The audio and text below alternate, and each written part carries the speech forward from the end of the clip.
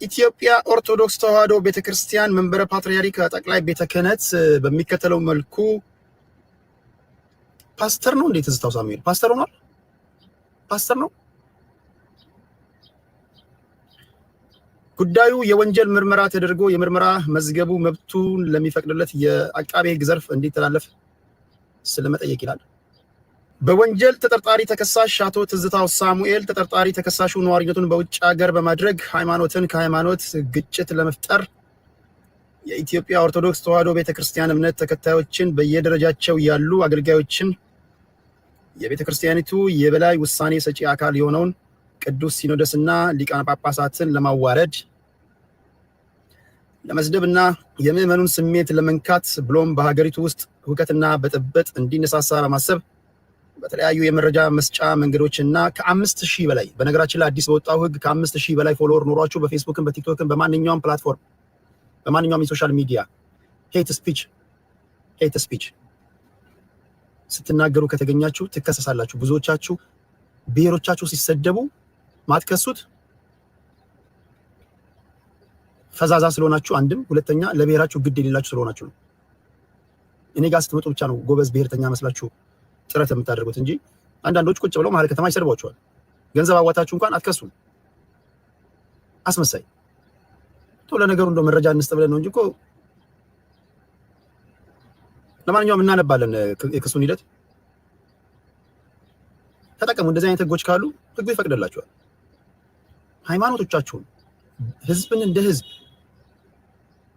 የሚሳደቡ ሶሻል ሚዲያ ላይ ያሉ ሰዎች ልክ ማስገባት ትችላላችሁ። ጠበቃ ይዛችሁ ማስደንገጥ ብቻውን በቂ ነው። በነገራችን ላይ ማስደንገጥ ራሱ በቂ ነው። ያለመታደሉ ነው እዚህ አብዛኛው ዲያስፖራ ያለ ነገር ላይ ይሳተፋል። መርህም የላቸውም። ያው ዛሬ ተሰድባችሁ ተዋርዳችሁ ነገ እዛው ነው ብዙዎቻችሁ የምትመጠመጡት ኤክሰፕት ከኔ በስተቀር አንድ ቲክቶክ ላይ በመርህ የሚንቀሳቀስ እኔ ነኝ ያለሁት። የኔን ያህል ብዙ በርግጥ የማይታወቁ ሊኖሩ ይችላሉ። ያስፈልጋል። አሁን ኢትዮጵያ ኦርቶዶክስ ተዋሕዶ ቤተክርስቲያን ሃይማኖቷን ለማስከበር ይሄ ሰውዬ በዚህ ወንጀል ላይ ተሳትፎ ከሆነ ሃይማኖቷን ወይም ደግሞ ሁላችሁም ሃይማኖቱ በዚህ ደረጃ ላይ ሲሰደብ ወይም ተሳዳቢ ካለ ፍርድ ቤት ማቅረብ ጥሩ ነገር ነው። ፍርድ ቤቱ ግራ ቀኙን አይቶ ሰውየው ተሳድቧል አልተሳደበም ፍርድ ቤቱ የሚወስን ይሆናል። ግን እንዲህ ተቋማቶች ሲነኩ ስድብ ነው፣ ዘለፋ ነው፣ በወንጀል ያስከስሳል ብለው ካመኑ መክሰስ ጥሩ ነው። እሺ ከ5000 በላይ ተከታዮች ባሉት የራሱ የዩቲዩብ ቻናል በመጠቀም ይላል። አንደኛ የኢትዮጵያ ኦርቶዶክስ ተዋሕዶ ቤተክርስቲያን ብፁዕ አባቶች በየገዳማቱ የሚገኙ ገዳማውያን መነኮሳትና አገልጋዮችን ግብረ ሰዶማውያን ናቸው በማለት። ሁለተኛው የኢትዮጵያ ኦርቶዶክስ ተዋሕዶ ቤተክርስቲያን የመተትና ጠንቋይ ቤት ናት በማለት ብሏል። እንደዚህ ብሏል። ሰምታችኋል። አሁን ባስገባችሁ ይሄ ሰውዬ የተናገራቸውን ቪዲዮዎች በማስረጃ ማምጣት ትችላላችሁ። እስኪ አዎ ትሉኛላችሁ። ኦኬ ካላችሁ አላችሁ ነው ብሏል።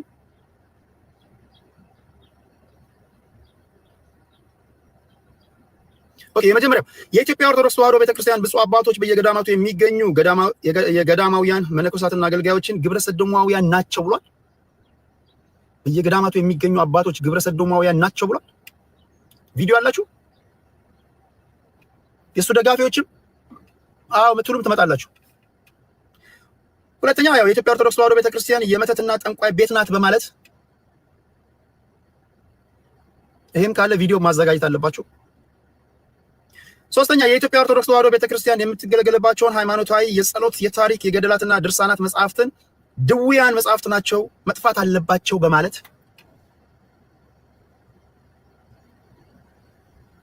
የብዙዎቻችን ችግር ነው። ብዙዎቻችን እኛ አንድ ነገር ትክክል ነው ትክክል አይደለም የምንለው እኛ ከረገጥነው መሬት በመነሳት ነው። ብዙዎቻችሁ አንዳንዶቻችሁ እውነት አለኝ የምትሉት ወይም እውነትን መስማት የምትፈልጉት ለእናንተ ኮምፎርታብል ያደረጋችሁን ብቻ ነው።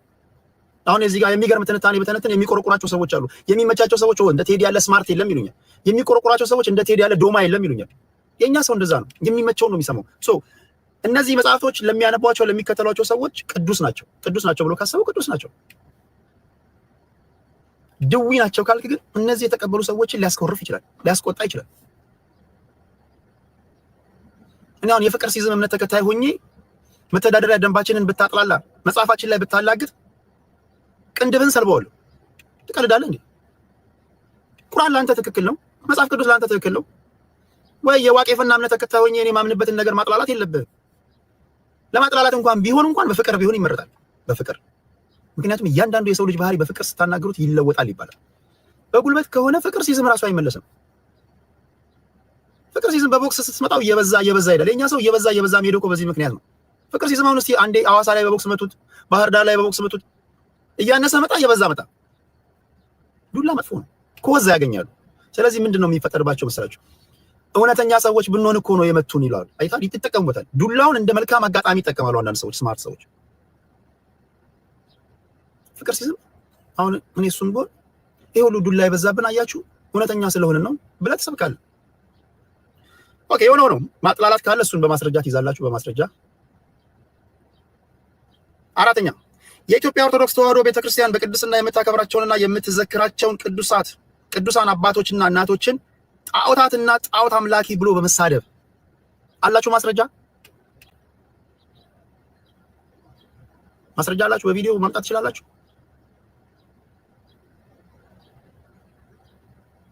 ታስደምጣላችሁ? እሱን የምትከላከሉ ሰዎች እሳ እናንተም ዲፌንድ ማድረግ ትችላላችሁ። ይሄው እናንተም በዚህ ጊዜ እንደዚህ ስትሉ ነበረ፣ በዚህ ጊዜ እንደዚህ ስትል ነበር። አይተም ሰምተም የማታውቀውን ውይይት አዘጋጅላለሁ።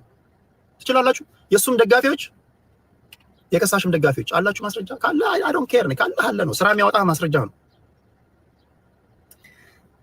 አምስተኛ የኢትዮጵያ ኦርቶዶክስ ተዋሕዶ ቤተክርስቲያንን የቃል ኪዳን ታቦታትን የማይጠቅም የሽንኩርት መክተፊያ ጣውላ ነው መወገድ አለበት በማለት ብሏል። እንደዚህ ያነበብኩ ያለሁት ስለ ፓስተር ትዝታው ሳሙኤል ክስ ነው።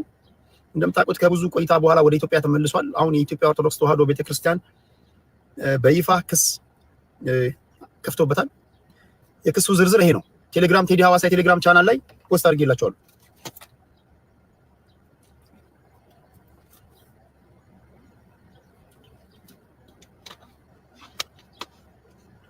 ማስረጃ እኔ ይሄን እያወራሁኝ እያለ ማስረጃችሁን ክሮፕ እያደረጋችሁ ይሄው በዚህ ጊዜ ከዛ ህገ መንግስቱን አነብላችኋለሁ። ከህገ መንግስቱ በመነሳት ህገ መንግስቱ ምን ይላል?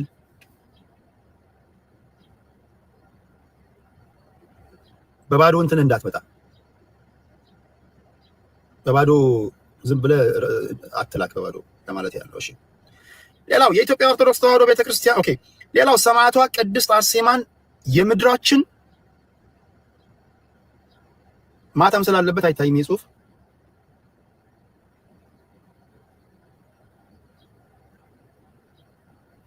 የምድራችን የሚለው ላይ ማህተም ስላለበት የምድራችን አፍረተ በሚል አይዶ ነው ማንበብ አልቻልኩም። ይሄን ማህተም አለበት። እስኪ ጽሑፉ ላይ ልሂድ።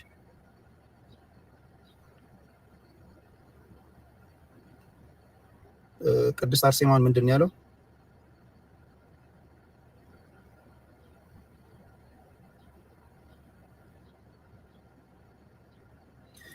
የኢትዮጵያ ኦርቶዶክስ ተዋሕዶ ቤተክርስቲያን የመተትና ጠንቋይ ቤት ናት በማለት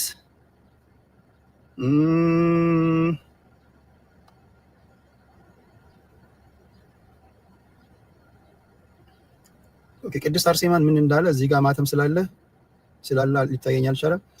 ሰማዕቷ ቅድስት አርሴማን የምድራችን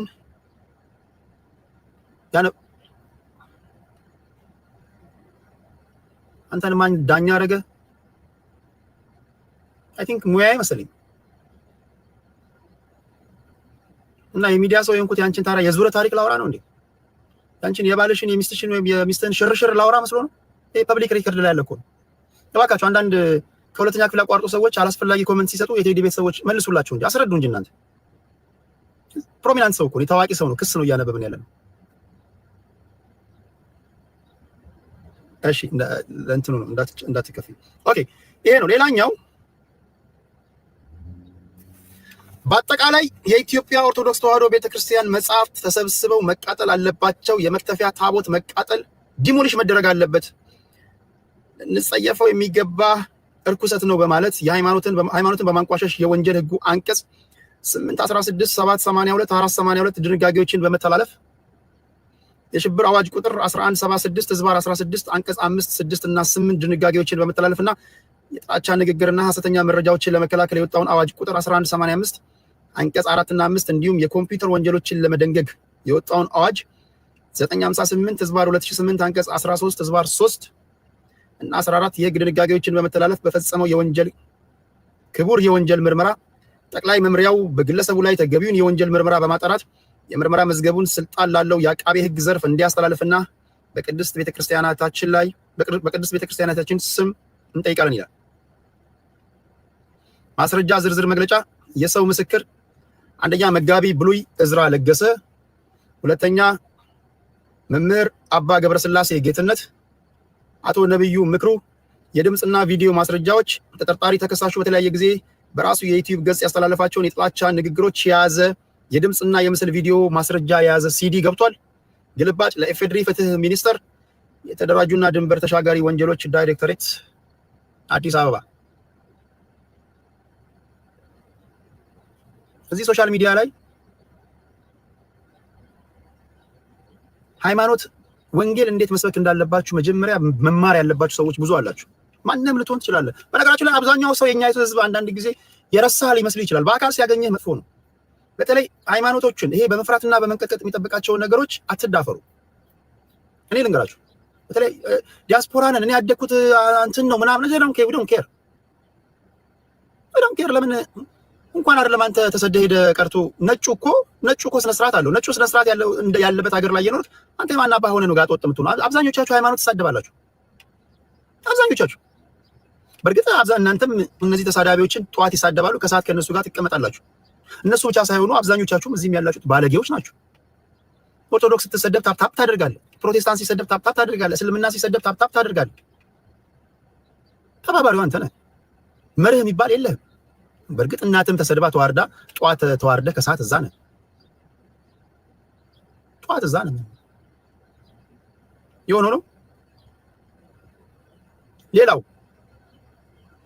ሌላው መረጃ ይሄ ትንሽ ያስቃል። ይሄ ትንሽ ፈገግ የሚያሰኝ ነው። ጥንቃቄ ማድረግ አለባችሁ። የጥንቃቄ መልእክት ነው ይሄ። እስኪ አንብቡት። የህዝብ ተወካዮች ምክር ቤት በወንጀል የተገኘ ንብረትን ህጋዊ ማስመሰልና ይሄኛው አይደለም። ቆይ የህዝብ ተወካዮች ምክር ቤት በወንጀል የተገኘ ንብረትን ህጋዊ በማስመሰልና ሽብርተኝነትን በገንዘብ የመርዳት ወንጀልን ለመከላከል የወጣውን አዋጅ ማሻሻያ ዛሬ በሶስት ተቋሙና በአንድ ድምፅ ታቅቦ አጽድቆታል።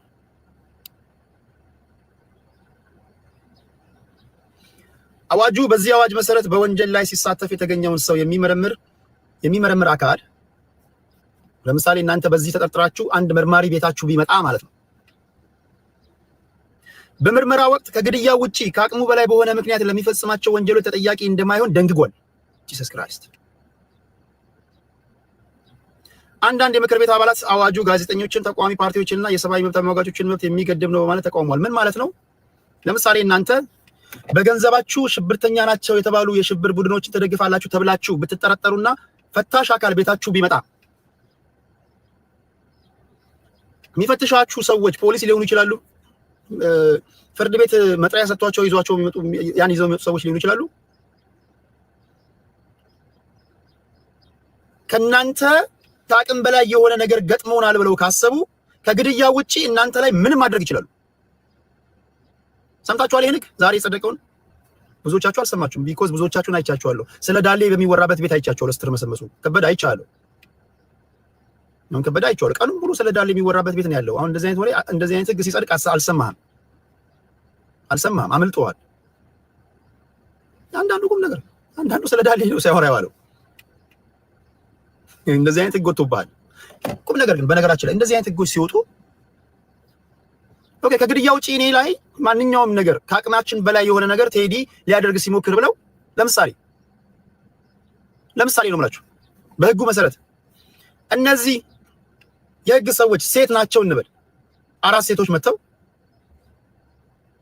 እኔ በሽብር የተጠረጠረን የሆነን አካል ደግፋለሁ በገንዘቤ የሚለውን ነገር ፍርድ ቤት ሊወስዱኝ መጥሪያ ይዘው መጥተው ዘንድ ሲያዩኝ አይ ለእንትናችን ያሰጋል ብለው ከግድያ ውጪ ምንም ሊያደርጉብኝ ይችላሉ ነው የሚለው።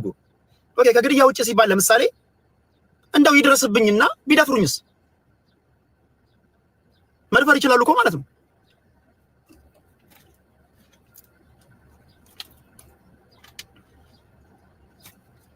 በቃ በጣም ተከላከለን፣ በጣም ሊያስጠጋን አልፈለገም ምናምን አራቱ ቢደፍሩኝስ? ከግድያ ውጭ ምንም አድርጉ ተብሏላ። ምን ነው የሚባለው?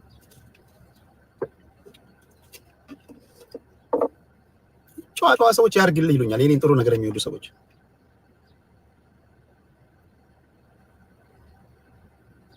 እሺ ልገልብጠውና ወደ ሲሪየሱ ደግሞ ወደ ቁም ነገሩ ደግሞ ልገልብጠውና ተጠርጣሪዋ ሴት ከሆነችና የሄዱት ደግሞ 2 ወይም 3 ወጥምሻ ጎረምሳዎች ከሆኑ ከግድያ ውጭ ምንም ማድረግ ትችላላችሁ ከተባሉ አስገድደው ቢደፍሯስ?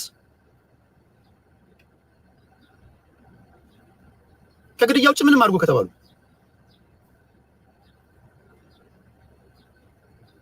ሴቶች ያርግልኝ አትልም። ሴት ልጅ ያርግልኝ አትልም። ሴት ልጅ እንደዛ ምትል አይመስለኝም። ያርግልኝ ለኛ ለወንዶች ነው ይመስለኛል። አይ ቲንክ ይመስለኛል። እሺ 1 2 3 ሰዎችን አስገባለሁ። በዚህ ጉዳይ ላይ ሐሳብ አስተያየቶቻችሁን እቀበላለሁ። ስለምትናገረው ንግግር በጣም ጨዋ ወልዶ ጨዋ ያሳደገ ካልሆንክ የምትጋጠመው ከኔ ጋር ነው። እያየህ ግባበት። ዘር ማንዘረ ቤተሰቦች ሁሉ ከዝምድና እንዲፍቁ አድርጌ አዋርጃ አባራለሁ። በጣም ባለጌ ከሆንክ ማለት ነው። እኔ ባለጌ ሳዋርድ ጎበዝ ነኝ በነገራችሁ ላይ። እኔ የምፈራው ጨዋ ብቻ ነው። ጨዋዎችን ላይ በጣም ነው የምፈራቸው። በጣም በእስራኤልና በኢራን ጉዳይ ብዙ መናገር የምፈልገው ነገር አለ፣ ግን ጨርሼ ማልናገራቸው ብዙ ነገሮች ይኖራሉ። ጨርሼ ማልናገረው ለምንድን ነው? አሁን ዓለም ያለችበትን አሁን ያለውበትን ነባራዊ ሁኔታ በደንብ ስለምንረዳ ነው። አደገኛ ሁኔታ ላይ ያለ ነው። ስለዚህ አይደለም እኔ አንድ ማህበረሰብ ውስጥ ምርመሰመስ ሰው ቀርቶ ነጮቹ ራሱ ደፍረው አይናገሩ። ነጮቹ እያንዳንዱ ነጭ ራሱ በ4 በ5 ቀለበት ውስጥ ነው ያሉት። ዝም ብላ አፌ መጣልኝ ብላ አትከፍትም። በዛም ወገን በዚህም ወገን በጣም አደገኛ ነገር ነው። በጣም ኬርፉል፣ በጣም መጠንቀቅ አለባችሁ። ይሄን ካልኩኝ በኋላ ለሁለቱም ፌርነስ የሚከተለው ልበል፣ ለኢራንም ለእስራኤልም በዛ ወይ የታርጌ መሀል ሰፋሪ መሆን እንዳለብኝ ስለማቅ ከሁለቱም ዱላ እንዳልመጣ ለጥንቃቄ ይረዳኛል ማለት ነው። እንዲህ አይነት ነገር ይልመድባችሁ። ከሁለቱም ወገን ተሽሎክልካችሁ ማምለጥ ይውልላችሁ። ተሽሎክልከ ዘመኑ ከፍቷል ማይ ፍሬንድ። የመጀመሪያው ነገር ያላችሁበት ዓለም የፓወር ፖለቲክስ ያላችሁበት ዘመን ነው። በተደጋጋሚ ነግሬያችኋለሁ። the world we are in is it's መልቲፖላር ሲስተም ነው። የመጀመሪያው ግሬት ፓወር ፖለቲክስ ያለበት ዘመን ላይ ነው ያለነው። ከዚህ ነው የሚጀምረው። ግሬት ፓወር ፖለቲክስ ምን ማለት ነው? ከዚህ ቀደም ዩኒፖላር ሲስተም ውስጥ ነበረን። የአሜሪካ የበላይነት የነበረበት አሜሪካ ፈላጭ ቆራጭ የሆነችበት ዓለም ላይ የነበር ነው። አሁን ያለንበት ግን የፈረጠሙ በትንሹ 3 ሀገሮች አሉ። ህንድም ከጨመራችሁ 4ኛ ሀገር ልትሆን ትችላለች። እነዚህ ማን ናቸው? ራሽያ የመጀመሪያው ናት። ከዛ ቻይና ናት። ሶ ግሬት ፓወር ፖለቲክስ ውስጥ ካላችሁ፣ መልቲፖላር ሲስተም ውስጥ ካላችሁ 3 ነገሮችን ማወቅ አለባችሁ። የመጀመሪያው ነገር እነዚህ ሰዎች ከዚህ ቀደም አሜሪካ በጻፈቻቸው ህጎች የሚተዳደሩ አይደሉም። ራሽያ አትተዳደርም፣ ቻይና አትተዳደርም። ቢኮዝ ግሬት ፓወር ፖለቲክስ ውስጥ ስትገባ አንተ ራስህ የራስህን ህግ ትጽፋለህ። ለምሳሌ አሜሪካ የራሷ መተዳደሪያ ደንቦች አሏት። እሷ አንዳንድ ሰዎች ይመጡና አሜሪካ ግን በዓለም ደረጃ ላይ ህግ ታከብራለች ይላሉ። ኦፍ ኮርስ ታከብራለች፣ ቢኮዝ ስለጻፉት ነው። እኔ የጻፍኩትን ራሴ ያወጣሁትን ህግ አከብራለሁ። ለምሳሌ አሜሪካ ወርልድ ባንክን ታከብራለች፣ አይኤምኤፍን ታከብራለች፣ ኔቶን እንዲሁም ደግሞ ዩኤንን፣ እነዚህ አይነት ነገሮችን የተለያዩ ኤንጂኦዎችን ታከብራለች። ቢኮዝ እነዚህ ተቋማቶች ህጎቻቸው የተጻፉት በአሜሪካኖች ነው፣ ወይም ደግሞ ለአሜሪካን ልዩ ጥቅም ባደሩ ሰዎች ነው። ስለዚህ አሜሪካን ታከብራለች። ቢኮዝ እነዚህ ተቋማቶች የአሜሪካ ፎሬን ፖሊሲ ቱልሶች ናቸው። ወርልድ ባንክ፣ አይኤምኤፍ፣ the so called promoting democracy፣ እነዚህ ቱልሶች ናቸው። አንዳንዶቻችሁ ዝም ብለህ ዲሞክራሲ ትላለህ። ዲሞክራሲ ምንድን ነው? ኦፍ ኮርስ ዲሞክራሲ ዲሞ ማለት ህዝብ ነው። ክራሲ ማለት አገዛዝ ነው፣ የህዝብ አገዛዝ ነው። እሱን አይደለም የምልህ። ለምሳሌ የሆነ ዌስት አፍሪካ ላይ ሄደ የሆነ ማዕድን ወጣ ቢባል እቺ ሀገር ዲሞክራሲ ያስፈልጋታል ይለዋል። ለሚገባችሁ ሰዎች ይገባችኋል። እነዚህ ሰዎች ዲሞክራሲ ያስፈልጋቸዋል ምናምን ካሉ በቃ በዲሞክራሲ ስም አስረው ቁጭ ሊያደርጉ ነው። በቃ ሸምድደው በቃ እነዚህ አማጽያን ኃይሎችን ከዚህም ከዛ ማምተውብህ አተራምሰው ማዕድንን ሊወስዱብህ ነው ማለት ነው። አንተ እዚህ ገና ላሾዬ ተቆርጧል እንትን ተቆርጧል ላይ ነው ያለው። አይ ነው አይገባም። ብዙ አለ አይገባም። የሚገባችሁ አላችሁ። ብዙ ሳይገባው ነው ምንድን ነው የሚያወራው ይልጅ ቃዣል ምናምን ይለኛል። እኔ የማወራው ለሚገባችሁ ሰዎች ነው። ምንድን ነው የሚያወራው ይልጅ አሁን ምንድን ነው የሚያወራው? የሚያሳክከው አላውን ጀርባው ቢኮዝ እሱ መስማት የሚፈልገው ኦሮሞ ውጣልኝ፣ አማራ ውጣልኝ፣ ትግራይ ግባልኝ፣ እንትን ግባልኝ፣ ቁረጠው ፍለጠው ላይ ነው ያለው። አይገባቸውም እነዚህ ሰዎች። ቲንክ ቤትሻ የሆነው ነው። በተቻለ መጠን ሊገባ በሚችል ቋንቋ ቀለል አድርጌ እነግርሃለሁ፣ በቀላል አማርኛ አላወሳስብብህም። ስለዚህ ያለህበት ዓለም ግሬት ፓወር ፖለቲክስ እየተራመደ ያለበት ነው። ከዚህ በመነሳት የእስራኤልና የኢራን ጦርነት የምን ጉዳይ ነው? የጉልበት ጉዳይ ነው። ጉልበት ማለት ምን ማለት ነው? እስራኤል በአሜሪካ እርዳታ ሊሆንም ይችላል ላይሆንም ይችላል። እሱን ለእናንተ ልተወውና ጉልበተኛ ስለሆነች ኢራን የምትባል ሀገር ኒውክለር ወይም ደግሞ አቶሚክ ቦምብ ለመስራት የሚያስችላትን ዩራኒየም እያብላላች ነው። ስለዚህ ዩራኒየም ካብላላችና ኒውክለር ከሰራች አቶሚክ ቦምብ በእጇ ከያዘች ነገ ከነገ ወዲያ ለህልውና አደጋ ነው። ስለዚህ በጊዜ ልቅጫት ነው አይደል? ከዚህ ውጪ ከሰማችሁ እኔ ምን እንደምሰማው አላውቅም። ምናልባት ከዚህ ውጪ ትንታኔ የለም። ኦኬ፣ ይሄ ከሆነ እስራኤል ኢራንን ለምን ደፈረቻት? ለምን ነው የደፈረቻት? ፔኔትሬት አድርጋ የአየር ኃይሏን ሁሉ ሙሉ ለሙሉ ተቆጣጥራለች። 200 400 ተዋጊ ጀቶች ይገባሉ። አንዳቸውም ተመተው ሳይወድቁ ይወጣሉ። ሚሳኤል ታስወነጭፋለች። ለምን ይመስላችኋል? ለምንድን ነው? በአሜሪካ ተማምና ነው። አንድ ነው። ኦኬ፣ ሌላ አለ? because USA gave them a green light። በነገራችን ላይ አብዛኞቻችሁ እንደምታስቡት አሁን ያለውን ፖለቲካ በደንብ የምታውቁ ሰዎች አሜሪካኖች እንደከዚህ ቀደሙ አይደሉም። አሜሪካኖች እንደከዚህ ቀደሙ ይሄ ኢራን ላይ ሲገቡ እንደገቡት፣ ሊቢያን ሲመቱ እንደገቡት፣ ሶሪያ ላይ ሲገቡት እንደገቡት፣ እንደገና ደግሞ የመንን ሲያጠቁ እንዳጠቁት አይደለም። በደንብ እያያችሁ ከሆነ አሜሪካኖች አሁን ኩዌሽን ማድረግ ጀምረዋል። ከብዙ ምሳሌ ጋር ከብዙ ነገሮች በመነሳት እዚህ አወር ናሽናል ኢንተረስት ሪሊ እዚህ ላይ መሳተፍ አለበት እያሉ ነው። ኦኬ we already pinned down in Europe በራሽያ እና በዩክሬን ጦርነት እዛ ፒን ዳውን ሆነናል። እንደገና በጋዛ ጉዳይ ፒን ዳውን ሆነናል። እንደገና እዚህ መካከለኛ ምስራቅ ላይ እዚህ ጋር ከዚህ ቀደም ጋዛ ላይ ገብተን ለ20 ዓመት ኢራቅ ውስጥ ገብተን ለ20 ዓመት ወታደሮቻችን የኛ ኢንተረስት ባልሆነ ጉዳይ ላይ እዛ ላይ ቢዚ ሆነናል። ምንድነው እየሆነ ያለው እያሉ ነው የምናገረው ንግግር። ለዓለም አቀፍ ፖለቲካ ተማሪዎች ወይም ደግሞ የዓለም አቀፍ ፖለቲካ የምታውቁ ሰዎች ይገባቸዋል። አሁን ቆሞ እየጠየቁ ነው there is something። በዚህ መሃል ማን እየተሾለከለከች እያመለጠች ነው? ባለፈው ነግሬያችሁ ነበር። በዚህ መሃል ማን እያለፈች ነው? ማን የተመቻት በዚህ ሀገር? በዚህ መሃል ማን በዚህ ሁሉ ትርምስ ውስጥ የተመቻት ሀገር ማን ናት?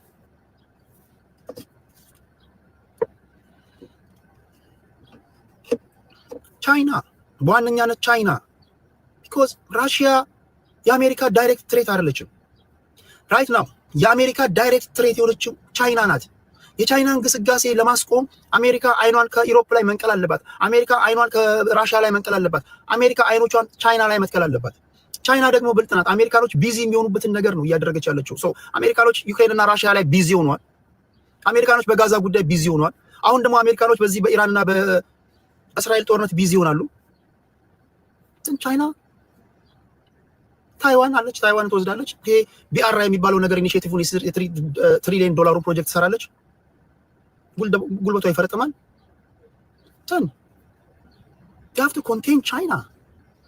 በነገራችን ላይ ይሄን በመረዳት the smartest president ዶናልድ ትራምፕ ነው እያለ ነበረ። አሁን አንዳንድ የሚናገራቸው ንግግሮች እንዳይመስላችሁ የሆኑ አካላቶችን ለማስደሰት አስበው ነው እንጂ ስማርት ነው ትራምፕ ይሄን በመረዳት ረገድ። ብዙ ጊዜ ሲናገር ሰምታችሁት ከሆነ ኖ ጦርነት አያስፈልገንም። አንድ የሆነ ፌመስ ንግግር አለው የምታስታውሱ ከሆነ እኔ ወደ ስልጣን ስመጣ ከዚህ ቀደም የነበሩ ጦርነቶችን ባስቆምኩት ልክ ሳይሆን ስኬት የሚለካው ከዚህ በኋላ ጦርነት ውስጥ እንዳንገባ አሜሪካኖች ጦርነት ውስጥ እንዳንገባ በማድረግ ረገድ ነው ስኬት የሚለካው ብሏል። ግን አንፎርቹኔትሊ ስበው እያስገቡት ነው። ስለዚህ ኢራን የምትደበደበው ለምንድን ነው? because ጉልበት የላትም።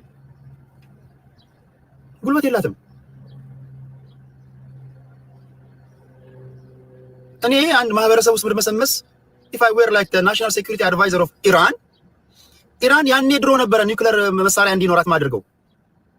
ያኔ ድሮ ተሰባብራችሁም ቢሆን ተገዳድለም ቢሆን ኒውክሌር በቃ መጨረስ አለባችሁ ብዬ ነው በመክራቸው። because ሰሜን ኮሪያ የምትከበረው ለምንድን ነው? the little guy ትንሹ ሰው የሚከበረው ለምን ይመስላል? ኒውክሌር አለው። ራሽያን የሚፈራው ለምን ይመስላል? ኒውክሌር አላቸው። ቻይና የምትፈራው ለምን ይመስላል? ኒውክሌር አላቸው። ሰሜን ኮሪያ የሚዳፈሩ ይመስላል? አይዳፈሩም። ስለዚህ ያለህበትን ዓለም የሚመጥን ፖለቲካ ነው መስራት ያለብህ። the more powerful you are survive ታደርጋለህ። ፓወርፉል ደግሞ ካልሆንክ አድቫንቴጅ ይወሰድብሃል። ስለዚህ አሁን ባለው ሁኔታ የተለያዩ ሲናሪዎችን ማስቀመጥ ይቻላል። እስራኤል ኒውክሌር አላት ከ300 እስከ 400 በጣም ጠንካራዎች ናቸው፣ ፓወርፉል ናቸው።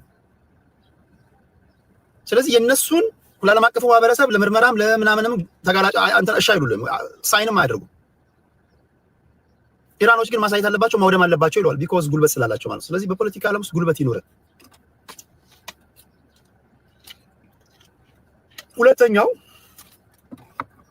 JCPOA የሚባል ነገር ታውቃላችሁ? JCPOA stands for Joint Comprehensive Plan of Action ነው። JCPOA በኢራን የኒውክሌር ጉዳይ ላይ የሚመክር የጸጥታው ምክር ቤት አባላት የሆኑ የቬቶ ፓወር አባላቶች ፕላስ 5 የቬቶ ፓወር አባላቶችና ፕላስ ጀርመኒ ሆነው ከኢራን ጋር ዲል የሚያደርጉ ማለት ነው።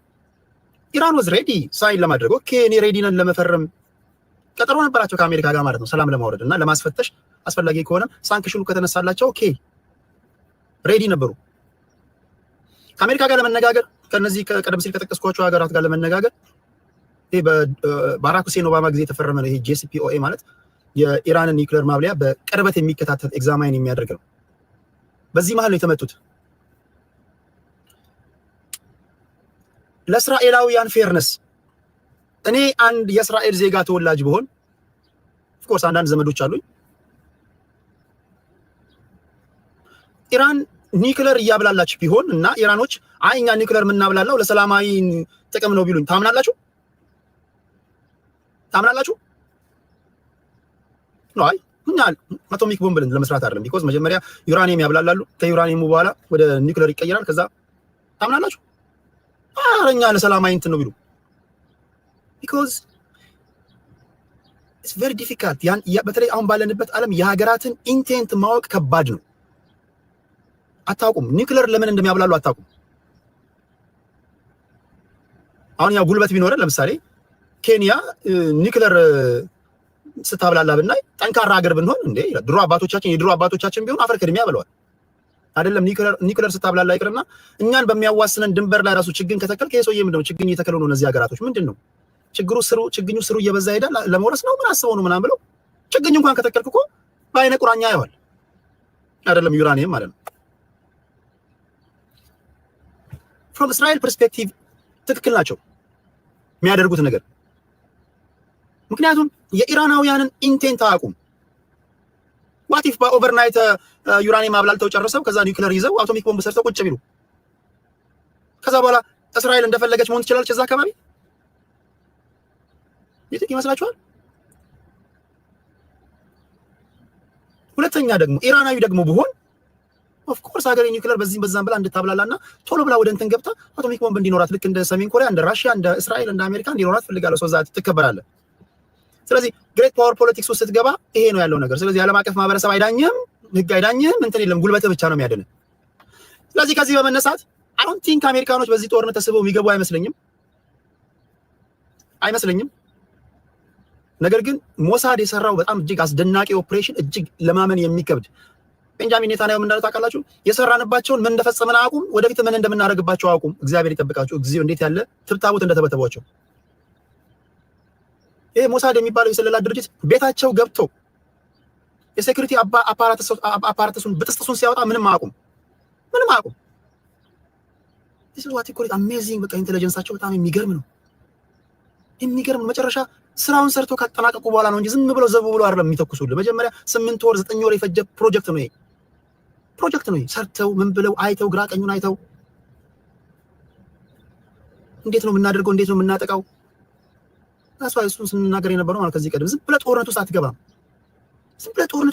አሁን ባለንበት ዘመን ዝም ብለህ መሳሪያ እንትን እያልክ አይደለም የምትገባው። መጀመሪያ ዋይዝሊ በጣም በነገራችሁ ላይ የመጨረሻ ጎበዝ፣ በስትራቴጂው ዘርፍ ጎበዝ የሆኑ ፖለቲከኞች ከሌላችሁ ትበላላችሁ። ወዴት እንደምትተኩሱ ሁሉ አታውቅም። ስለዚህ ዲል የምታደርገው በዓለም ፖለቲካ ላይ በጣም እሳት የላሱ የዛሬውን ብቻ ሳይሆን የነገን የተነገ ወዲያን አሻግረው ማየት የሚችሉ አነፍናፊዎች ይሄን ባደርግ እንዴት ነው ምናምን፣ እነሱ ሪታይሌት ቢያደርጉ እንዴት ነው ምን ድረስ ነው፣ ይሄን ሁሉ አንድ አመት ሙሉ አብላልተን ወደ ድብድብ የምትገባው እንዴ? እንደኛ ሀገር ብሔርተኛ ፖለቲከኛ ዝም ብለህ ጡንቻ ሲያብጥ ድብድብ ምናምን አትልም። እኛ ሀገር ብሔርተኛ ብቻ ነው ዓለም ላይ ልክ ጡንቻው ሲፈረጥም ድብድብ ይላል። የሆነው ነው። ግን እንደ ሀገር እኔን ብትጠይቁኝ ሀገሬ በዚህ ደረጃ ጠንካራ ብትሆንልኝ ደስ ይለኛል። ፋኖ ስልጣን ላይ ወጣ፣ ኦነግ መጣ፣ ቲፒኤልኤፍ መጣ፣ አይ ዶንት ኬር። ኢትዮጵያ ጠንካራ እንድትሆንልኝ ይፈልጋሉ። ልክ አሁን እስራኤል ላይ ጠንካራ እንደሆኑት ማለት ነው። ሌላው አንድ ማወቅ ያለባችሁ ያላችሁበት ዘመን ሎቢስቶችም የሚሰሩበት ዘመን ነው። ሎቢስቶች የሚባሉ አሉ። የሎቢስቶችን ሚና በደንብ ማወቅ አለባችሁ። ቴዲ ያስተጋባል ይለኛል። ድምጽ ያስተጋባል ወይስ አንተ ባዶ ቤት ሆነ ነው? ባዶ ቤት ሆነ እንዳይሆን ምናልባት ቤትን በእቃ ሙላው። ምንም እቃ የሌለበት ባዶ ቤት ከሆንክ ሊያስተጋባ ይችላል። ቤት ውስጥ እቃ አለ?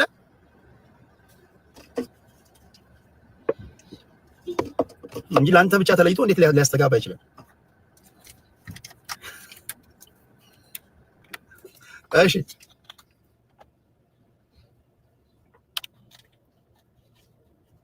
አንዳንዱ የሚጮህ ነገር አለ ይላል። በጣም ሰላማዊ የሆነ ኢንቫይሮንመንት ላይ መጥቶ የሚጮህ ነገር አለ። ሌላው ሰው ይጮሃል ምናምን የለም እኮ ሰውዬው የሚጮህ ነገር አለ። ሆዴ ነው የሚጮህ ምናልባት አንዳንዱ ሆዱ ሲጮህ የሚጮህ ነገር አለ ምናምን ይላል። ኖ እንደዛ ከማለት በፊት ወደን ቼክ ማድረግ ምናምን መብላት ምናምን ለማለት ያለው። ኦኬ ፖይንት ወደ እንትኑ ስመለስ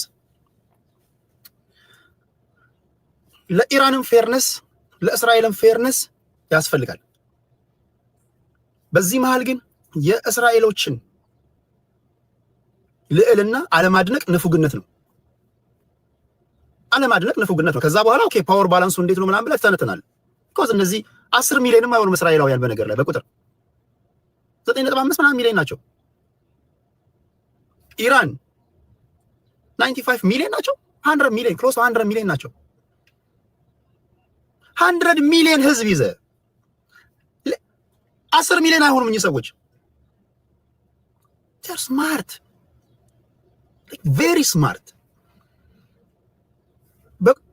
ሶስት ነገሮች ኢምፖርታንት ናቸው ብዬ አንድ ሶስተኛውን ብዙ ጊዜ የምተው ይሄ ነምበር ኦፍ ፖፑሌሽን ዌልዝ እና ሚሊተሪ ፓወር እያልኩኝ ስናገር ኢራኖች እስራኤሎችን ሳይሆን ዛት ማች ነምበር ኦፍ ፖፑሌሽን አስፈላጊ ላይሆን ይችላል። በወርልድ አሁን ባለንበት ፖለቲካ የእጅ ለእጅ ግጥሚያ ላይ ያስፈልጋል። ግን ኢራኖች ከእስራኤሎች ጋር እየተታኮሱ ያሉት በኢንፋንተሪ በእግረኛ ወታደር አይደለም።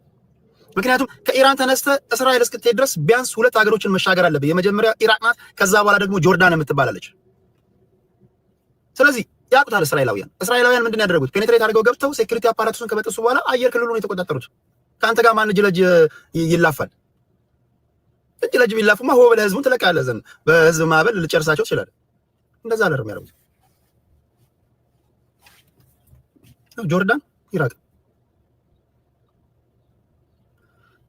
በዛ ላይ ሚሳኤል በተኩስባቸው 70-80 በመቶ ሰክሰስፉል የሆነ ጸረ ሚሳኤል አላቸው። ለምሳሌ ይሄ አይረን ዶም የሚባለው አይረን ዶም ብቻ አይደለም ያላቸው። በነገራችሁ ላይ አይረን 1 እና አይረን 2 የሚባል አላቸው። አይረን 1 እና አይረን 2 ብቻ አይደለም፣ ይሄ ዳቪድ ስላንግ የሚባልም አላቸው።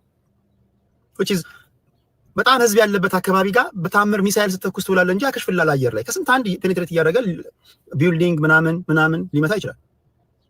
ሁለተኛ እስራኤላውያን እነማንን ነው የሚገሉት? ቶፕ የሆኑ ወታደር ሰዎችን ይገላሉ፣ ሳይንቲስቶችን ይገላሉ፣ እንደገና ደግሞ ፖለቲከኞችን ይገላሉ። አንተ ተተኩሳለህ፣ ማንን ነው እየገደልክ ያለው? አብዛኞቹ እየሞቱ ያሉት ፍልስጤማውያን ናቸው። እስራኤል ውስጥ እያሉ ምስኪን ፍልስጤማውያን ናቸው እየሞቱ ያሉት። ግን እነሱ ብልጥ ናቸው። ይሄው ፍልስጤማውያን ይሞታል፣ ይሄው እስራኤሎችን ገደሉ ሊሉ ይችላሉ ዜናውን ሲሰሩ። ዳር ስማርት ናቸው። ሶ ፖይንቱ ምንድነው? ያለህበት ዓለም ነባራዊ ሁኔታው እንዴት ነው? ያለንበት ዓለም ግሬት ፓወር ፖለቲክስ ያለበት ነው። ሰርቫይቭ ልታደርግ የምትችለው ጠንካራ ስትሆን ብቻ ነው። እንደ ሀገር እንደ ብሔር አላልኩም። አሁን እንደ ብሔር ነው ያልከው ምናምን ይላል። አሁን በብሔር ፖለቲካ አፋቸውን የፈቱ አሉ እዚህ ጋር የድንጋይ ዘመን ፖለቲካ እንጂ እኔ እንደ ብሔር አላልኩም። እንደ ሀገር ኦሮሞ፣ አማራ፣ ትግራይ፣ ስልጤ ምናምን ተያይዘ በሀገራዊ ጉዳይ ላይ አንድ መሆን አለበት። ዘን ከዛ ያን መክተ ከጨረስክ በኋላ ሎካል ላይ ትደባደባለህ። ምን ችግር አደባደባለሁ። ጠንካራ መሆን አለበት። ዝም ብለህ በቃ እንደ አባቶች በቃ ጠንካራ መሆን አለበት። አንዳንዴ ሰው ለማስተባበር ኬንያን እንውረር እንዴ ምናምን ማለት አለብን። ኬንያኖችን መውረር አለብን ምናምን ጅቡቲን ብንወራት ምናምን ኢትስ ቬሪ ኢምፖርታንት። በጣም ህዝብ ያስተባብርላል። በነገር ላይ እንደ ሀገር የሚቃጣ ጥቃት ብዙ ጊዜ አሁን ኢራናውያኖች ላይ ታችሁ ከሆነ ጥቃቱ እንደ ሀገር ስለሆነባቸው ከዚህ ቀደም ክፍፍል ነበረባቸው። አሁን ሳይወዱ በግዳቸው ዛሬ እንኳን አይታችኋል እጅ ለእጅ እንዴት እንደተያያዙ። እስራኤላውያን በጣም ጠንካሮች ናቸው። ስለዚህ በተቻለ መጠን ከኢራንም ከእስራኤልም ፌር ሆኜ በተቻለ መጠን አሁን ያለውን ነባራዊ ሁኔታ ነግሬያቸዋለሁ። ሌላ የምትጠይቁኝ ጥያቄ አለ? አይ ቲንክ በዚህ ትንታኔ በኢራን ደጋፊዎችም በእስራኤል ደጋፊዎችም ዱላ የሚወርድብኝ አይመስለኝም። ቢኮዝ ተሽሎክሉኬ ነው ያመለጥኩት ብዬ አስባለሁ። ሌላ ነገር አለ የምትጨምሩልኝ? አለ ሌላ የምታነሱልኝ ጥያቄ?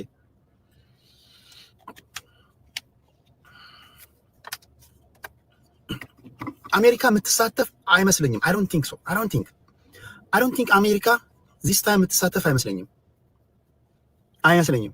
ግን ቢኮዝ እስራኤላውያን ፓወርፉል የሚባል ሎቢስቶች ስላሏቸው ምናልባት ትራምፕ በተወሰነ መንገድ በዚህ ጦርነት ውስጥ መግባት የለብንም እያለ ነው። ዛሬ እንግዲህ G7 ስብሰባ ላይ ራሱ ሰምታችሁ ከሆነ ባልተለመደ መንገድ አብስቴን ያደረጉ አገራቶችን እያያችሁ ነው። ትራምፕ እያጉረመረመ ነው። ቢኮዝ ጦርነት አስቆማለሁ ብሎ የመጣ ሰውዬ እልም ያለ ጦርነት ውስጥ እየገባ ነው። እዚህ ጦርነት ውስጥ ደግሞ ከገባ አትወጣም።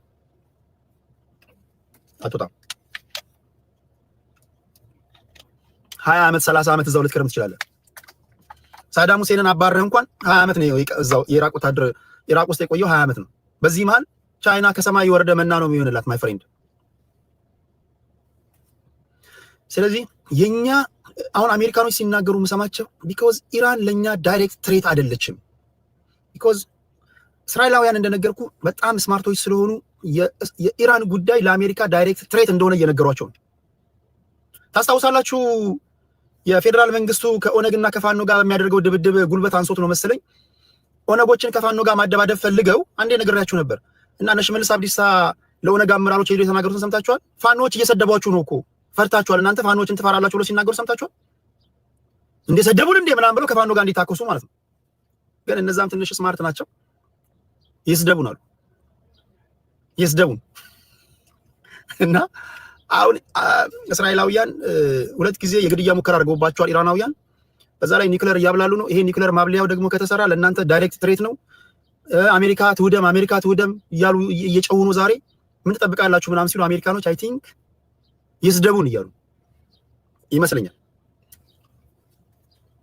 እኛ አይናችን ቻይና ናት ምናምን እያሉ ግን ይሄ ሆኖ ግን እስራኤል በዚህ ጦርነት ትሸነፋለች?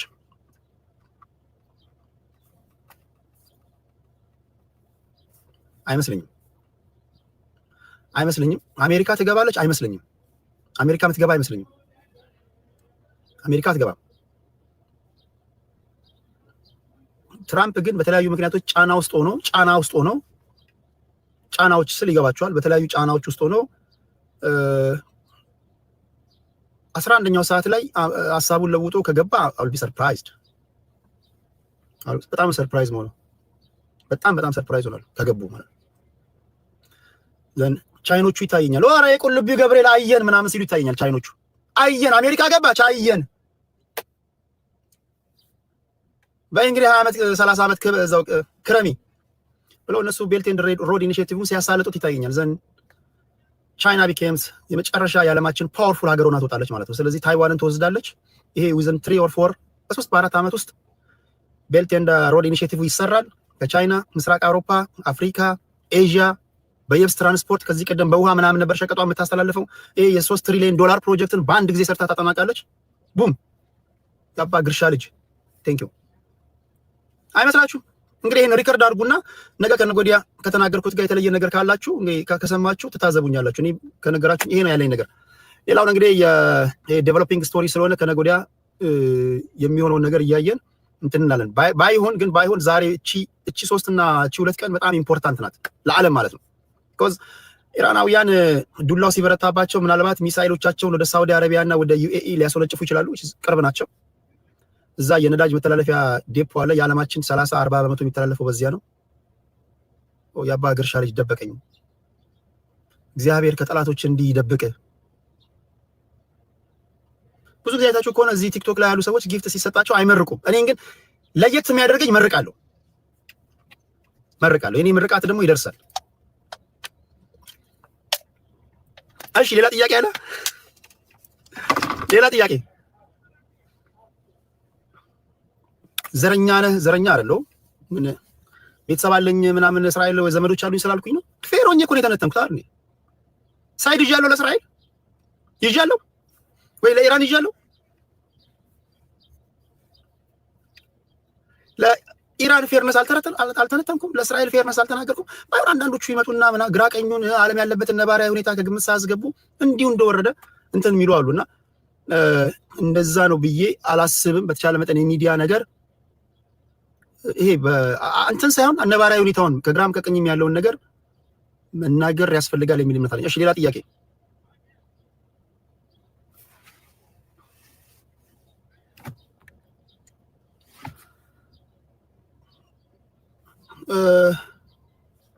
አንተ ግን ሳስበው ጎንደሬ ትመስለኛለህ።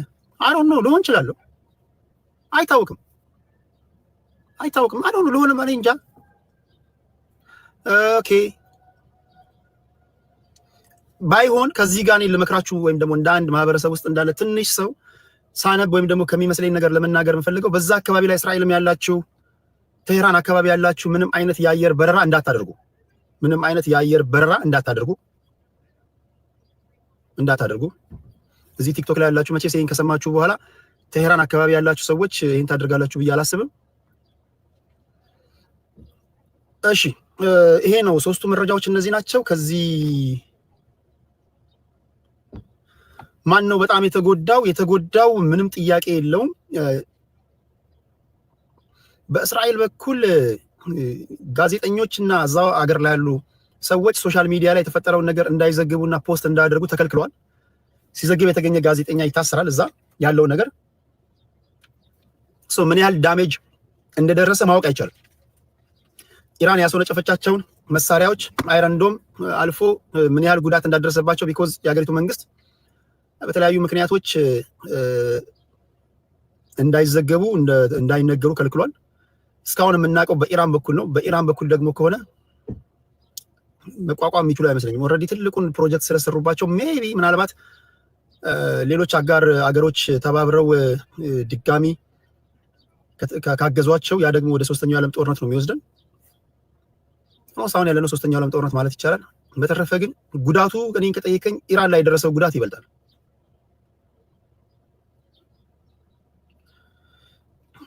እሺ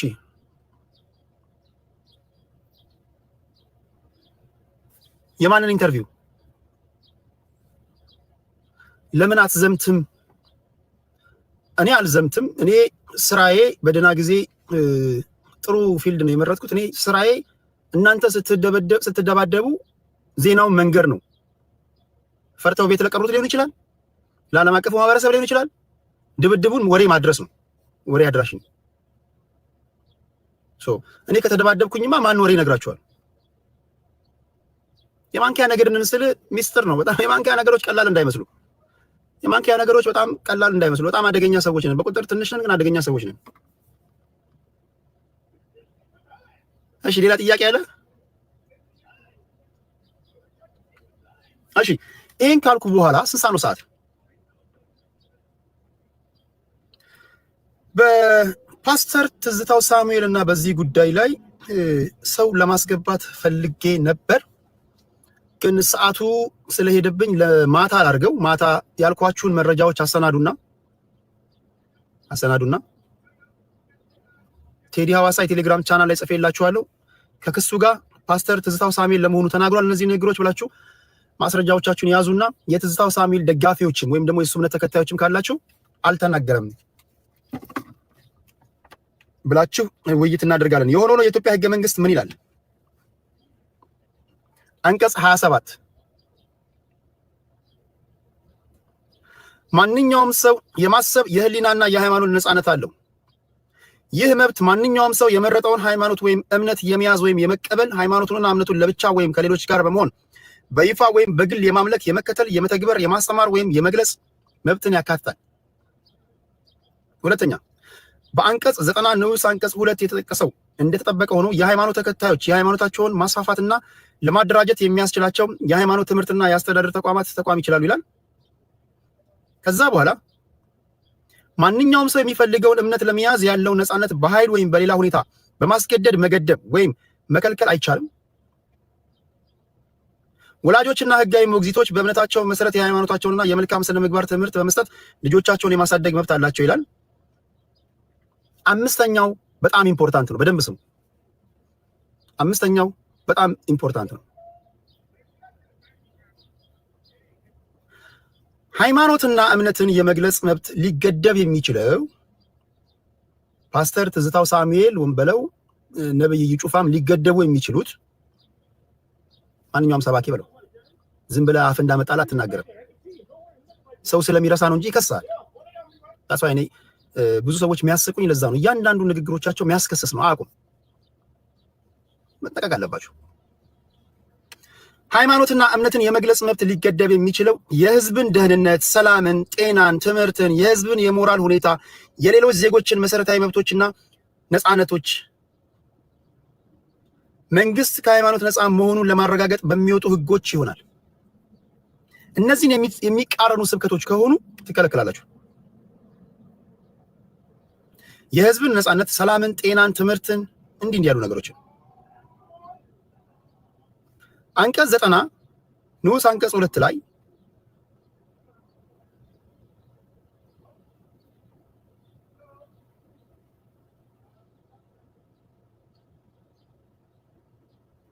ትምህርት ስለ ትምህርት ነው የሚያስበው። 27 ላይ ነው ያለው የሃይማኖት ጉዳይ መንግስት ሃይማኖትን በመንግስት ጉዳይ አንቀጽ 11 ላይ ነው። ስለዚህ ዝም ብለህ ሃይማኖትን አፍህ እንዳመጣልህ አትናገርም ማለት ነው።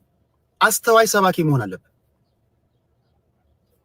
አሁን ፓስተር ትዝታው ሳሙኤል እንዲህ ነው ምናምን እያልኩኝ ሳይሆን ኦቨርኦል ለሰባኪዎች ነው እየተናገርኩ ያሉት። ለሰባኪ ስል ለኦርቶዶክስም፣ ለእስልምናም፣ ለፕሮቴስታንትም ነው። ፍቅር ሲዝምን አይጨምርም። ቢኮዝ ፍቅር ሲዝም እስካሁን 987 ሰው ላይ ነው የቀረው። የግድ 1000 ሰው ማሟላት አለበት ሃይማኖት ለመባል 13 ሰው ይገድሏል። በተረፈ የሰዎችን ሃይማኖት ሰዎች አዎ እምነቴ ነው ብለው የሚያመልኩትን ነገር ማጠልሸት፣ ማዋረድ፣ መሳደብ ወንጀል ነው። ይሄን ማድረግ የለባችሁ። ይሄ ቤዚክ ነገር ነው እኮ። ይሄ እኮ ሰዎች ባይነግሩም ሰው በመሆን ብቻ ሊገባ የሚገባ ነገር ነው። ለምሳሌ እዚህ ቲክቶክ ላይ ያላችሁ ሰዎች ቲክቶክ እድሜያችሁ ከ18 ዓመት በላይ ናችሁ ተብሎ ታሳቢ ተደርጎ ነው የገባችሁት። ሰው መሳደብ ወይም ደግሞ ሰው መግደል መጥፎ ነው ብዬ ልነግራችሁ አልችልም። ይሄ ሊገባችሁ ይገባል። እንዳለመታደሉ ነው አብዛኛው ሰው እንዲህ ሊነገረው የሚገባ ነው። የሆነ ሆኖ እንደዚህ አይነት ነገሮች በጣም ወንጀል ስለሆኑ በተለይ ደግሞ አሁን በወጣው ህግ ማናችሁም ከ5000 በላይ ፎሎወሮች ይዛችሁ ህግን ከተላለፋችሁ ትከሳላችሁ። ካልከሰሳችሁ ክሰሱ። እናንተ መክሰስ አለባችሁ። እሺ ሌላ ጥያቄ አለ። ቄሶችን ግብረ ሰዶም ናቸው ብሏል። ኦኬ ካለ እንግዲህ እሱን ማስረጃ ትይዛለህ ማለት ነው ዛሬ ማታ። ለዚህ ውይይት አንድ ገለልተኛ ሰዎችን እፈልጋለሁ። ገለልተኛ ሰዎች ግራ ቀኝ የምታዩ፣ ሁለተኛ በኦርቶዶክስ በኩል ያላችሁ፣ ሶስተኛ በፕሮቴስታንት በኩል ያላችሁ ትመጡና ሜዳው ሚው ፈረሱ ሚው እንወያያለን። የምትወያየው ግን በክፍያ ነው። ዝም ብዬ እኔ ውድ ጊዜን ያንተን የዙረት ታሪክ ለመስማት ያንተን ልጋግ ለመስማት የምቀመጥበት ምክንያት የለኝም። እኔ ጥሩ ወሬ እየሰማሁ መዋል እችላለሁ። ደግሞ በሞላ ወሬ ለኔ ምንም ማላውቀው የምትነግረኝ ነገር የለም። ለኔ ምንድነው የምትነግረኝ ነገር? በነፃ መተህ ቁጭ ብለህ ቄጥህን አሙቀህ ምናምን የምትሄደው ምንድነው? ኖ እኔ የቴሌቪዥን ሰዎች የማንኪያ ነገሮች እየተቆጡኝ ነው። እኔን ፈርተው ኧረ ሼም ይዟቸው እኮ አንዳንዶቻችሁ እኮ የሚሰማችሁ እኮ ለእኔ ሼም ይዟቸው ነው እንጂ አንዳንዶቻችሁ የገዛ ሚስቶቻችሁ እንኳን ማይሰማችሁ ናችሁ።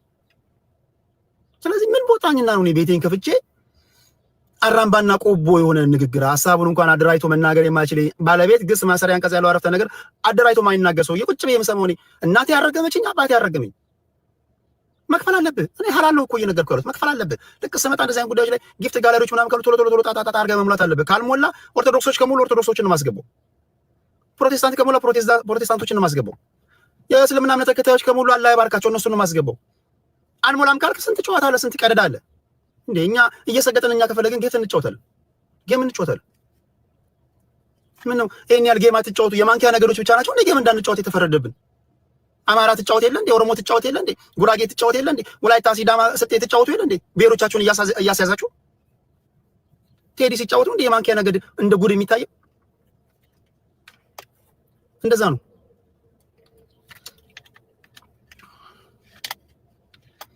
እኔ ከከፈላችሁኝ ምንም ብሔር ሆናለሁ።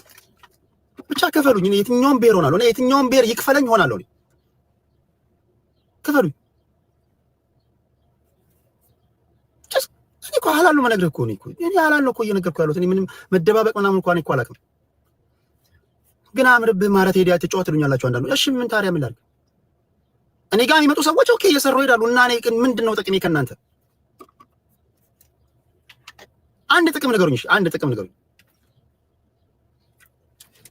እኔ ጋር የሚመጡ ሰዎች እየሰሩ ምናምን ከሄዱ እየሸቀሉ ከሄዱ አንዳንዱ መሬት ምናምን ስልጣን ምናምን ካገኘ ፊቱን አስመትቶ ምናምን ታዋቂ ምናምን ከሆነ የኔ ጥቅም ምንድነው? እሺ ንገሩኝ። አንድ ጥቅም ታገኛለህ በሉኝና እናፈምሳለን ይለኛል መድኃኒዓለም ወይ። ለኔ ቲክቶክ እኮ የውርደት ቦታ ነው ማይ ፍሬንድ።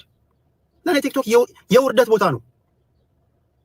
እኔ እኮ በዓለም ላይ እታይ ከነበረበት ቴሌቪዥን ላይ ወርጄ እኮ ነው እዚህ ቲክቶክ ላይ ወረድኩት። እግዚአብሔር ይገስጽ። እውቅና ይለኛል እንዴ ላቁራስ ታዋቂ ትሆናለህ ይለኛል። ታዋቂነት ስም ቲክቶክ ላይ ሲገኝ አይደለም። ታዋቂ ነኝ የምለው እኔ ስሜ ጊነስ ቡክ ላይ ሲገኝ ነው።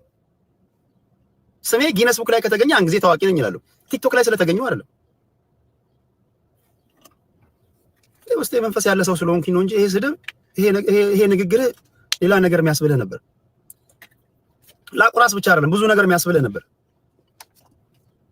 ክብራትና ክብራን ላቁራስ ትርጉሙ ካልገባችሁ ከግራ ወደ ቀኝ አንብቡት። እሺ ሌላ ጥያቄ አለ?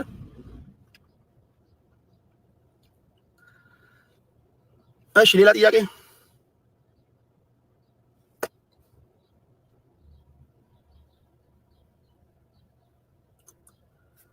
እሺ አሁን በኢትዮጵያ ስንት ሰዓት ማለት ነው ቴዲ? አይ ቲንክ አሁን በኢትዮጵያ ስንት ሰዓት እንደሆነ አላውቅም። በእኔ ከምሽቱ 8 ሰዓት ይላል 8 ከ10 ከዚህ ሰዓት በኋላ ከ3 ሰዓት በኋላ ሳይሆን ከ3 ሰዓት በኋላ ይመቻችኋል? ከ3 ሰዓት በኋላ ቆይ ግን የውቅሮ ሰፈር ነቆራዎች እንዴት ሸመደድካቸው? እኛ ለዘላቂ ሰላም ብለን ዝም ብለን እኮ እንትን ብንል ሙሄ እንደምታየው ነው። ተቸገረን እኮ። ተከፍሎ ባንዳ ትሆናለህ ወይ? መድኃኒዓለም ወይ እግዚአብሔር በፍጹም ማርያምን እኔ በታሪክ አልሆንም። ተከፍሎኝ ባንዳ አይደለም። ዓለምን በሰጠኝ ነው ሀገሬን አልሸጥም። ቺዝ ውስጤ የሌለ ነገር ማለት ነው። አይ ዶንት ኖ እኔ አስተዳደጌ ሊሆን ይችላል ምናምን። በተአምር ባንዳ አልሆንም። እሺ ሌላ ጥያቄ?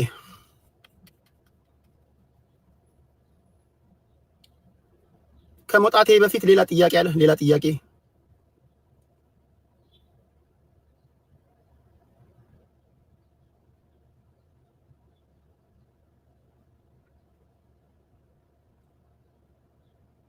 ሶሉሽን ፎር አወር ካንትሪ ለኛ ሀገር ሶሉሽን የሚሆነው አይ ነው። ነጋዴዎች ይሄን መስማት አይፈልጉም። የሚሆነውን ግን ልንገራችሁ። ሰላም መሆን ትፈልጋላችሁ? እነዚህ ወጠጤ ብሔርተኞች አስመሯቸዋል። እነዚህ ሚያዚያ መጨበጫ የሌለው ትንታኔ እየሰጡ አደንቁሯቸዋል። እነዚህ መውጣትና መግባታቸው በጣም ስጋት ውስጥ እንዲሆን አድርጓቸዋል። ንገሩኝ መጀመሪያ ተማራችኋል? ምርር ብሏቸዋል?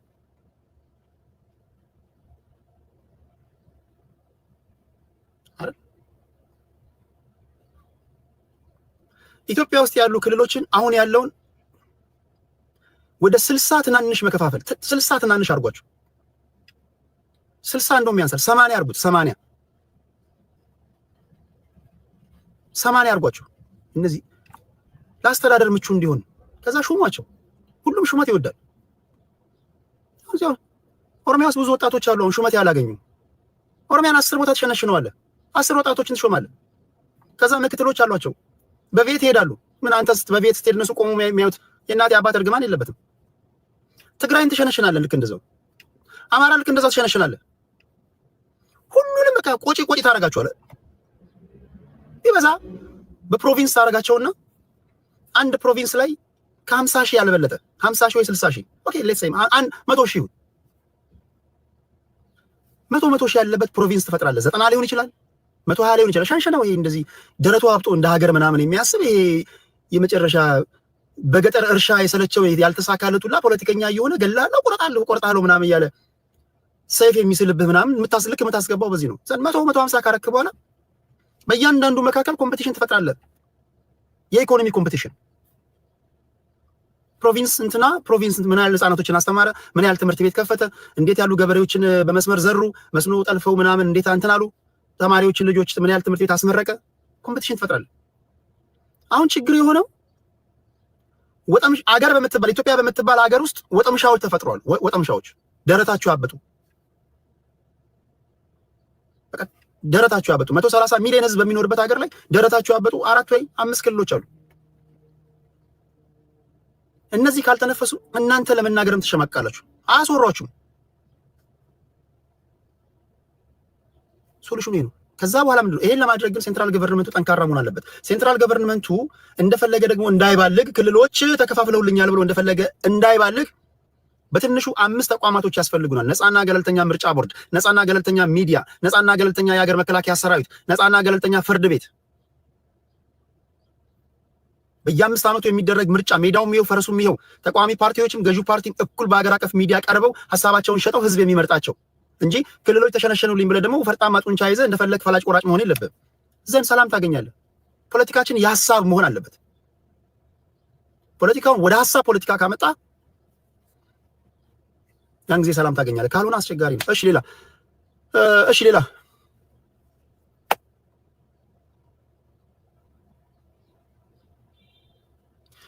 if you are to make a change of career, what do you be? Okay, what do you ምንድን ያለኝ what would be? የመጀመሪያው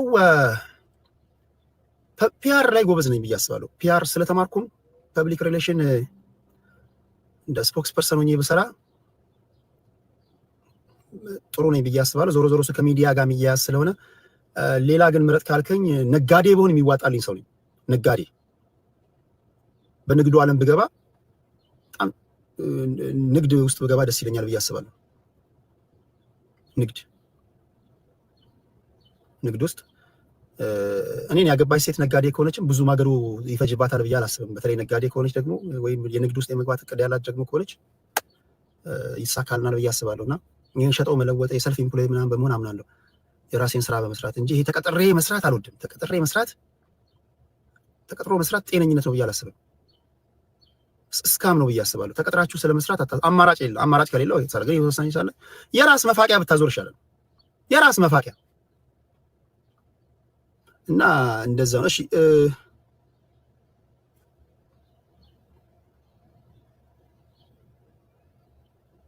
ቀጣይ ምርጫ ማንንም ትመርጣለህ? ማንንም አልመርጥም።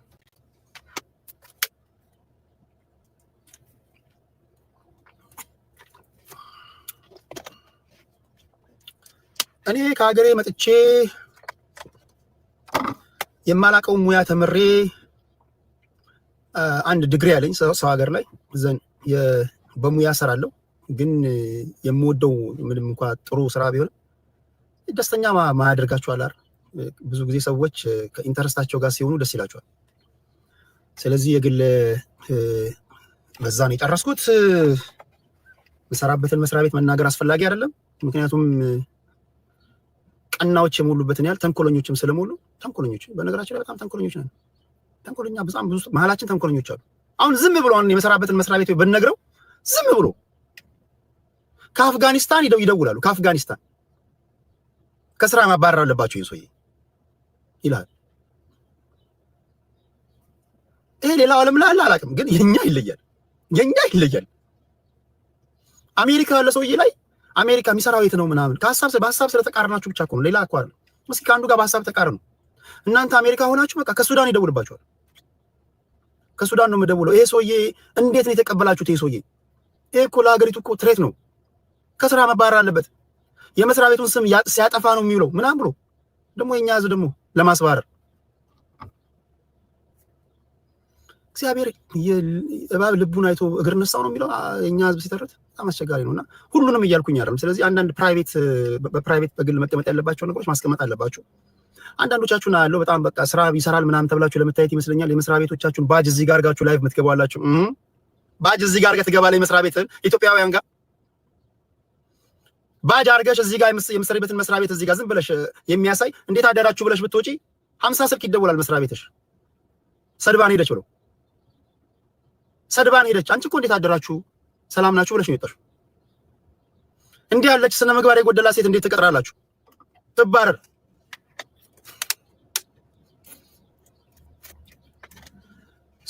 አንዳንድ ነገሮቻችሁን ፕራይቬት ብናቀው ባናቀው ግድ የሌለን ነገር አምታችሁ ባትነግሩን በቃ የግልህ ነው። በቃ ፕራይቬት የሆነ ነገር በፕራይቬት ያዘው። አንዳንዶቻችሁ የመናገር ሱስ አለ ያለባችሁ አላችሁ። ነው ለመናገር ስትበሉ ማየት አለብን። እንደው ፈጣሪ ስለሚዘጋባችሁ ነው እንጂ አልጋ ላይ የምታደርጉትን ማሳየት የምትፈልጉ አላችሁ።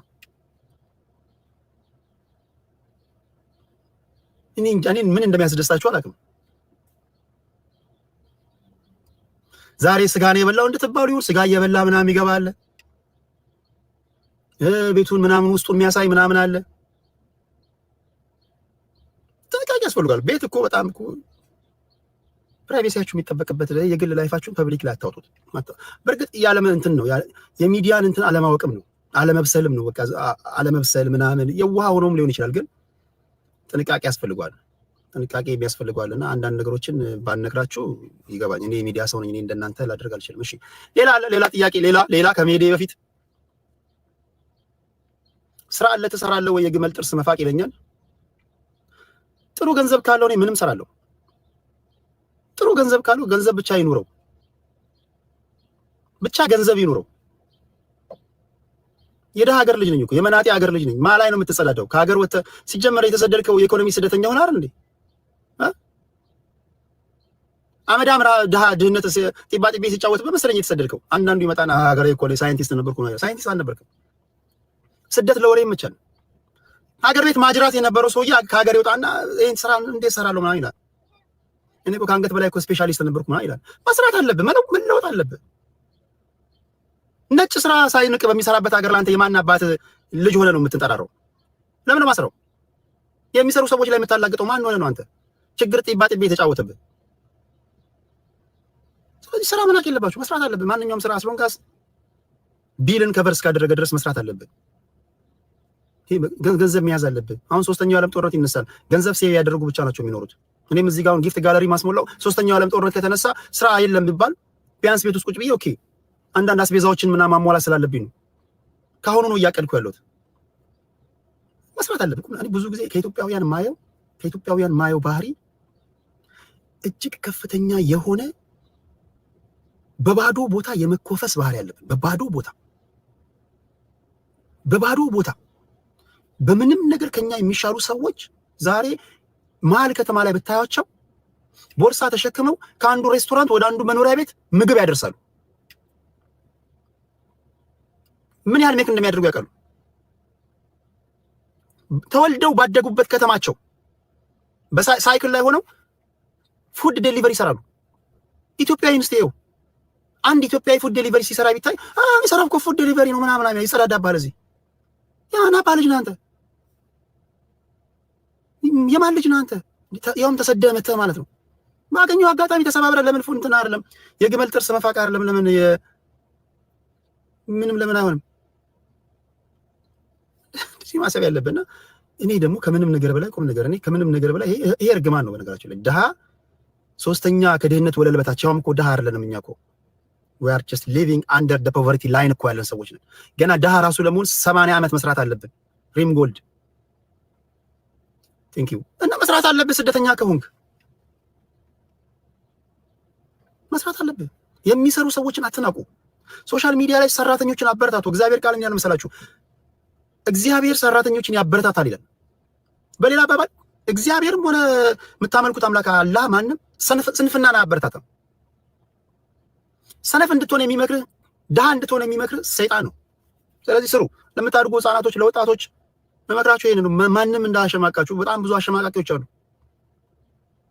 ስለዚህ ሰዎች ስራ እንዲሰሩ አበረታቷቸው ፕሊዝ። በጣም ህፃናቶች፣ ወጣቶች፣ ማንም ሰው ስራ የሚሰራ ሰው ነው መከበር ያለበት። አሁን እኮ እየተከበረ ያለው ስራ ሳይሰራ ዝም ብሎ ቁጭ ብሎ ሰው የሚሳደብ ሰው ነው።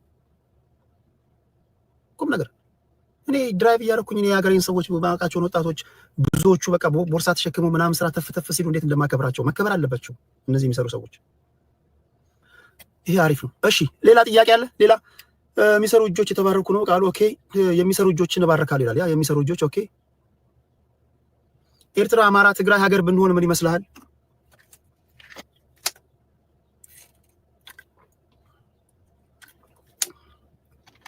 ተስማማላችሁ?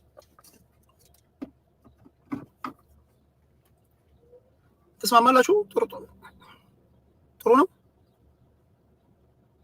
አይበርዳችሁም? አንድ አራተኛ ብሔር አጨምሩ እንዳይበርዳችሁ፣ ጎዶሎ እንዳትሆኑ። 3 ጎዶሎ ነውና ብዙ ጊዜ አንደኛ አራት ብትጨምሩ ምን ይመስላችሁ? እሺ ሌላ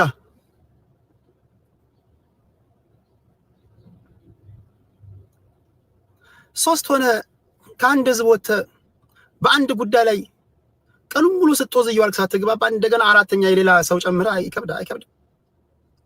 አይከብድም? እሺ ሌላ ጥያቄ ሌላ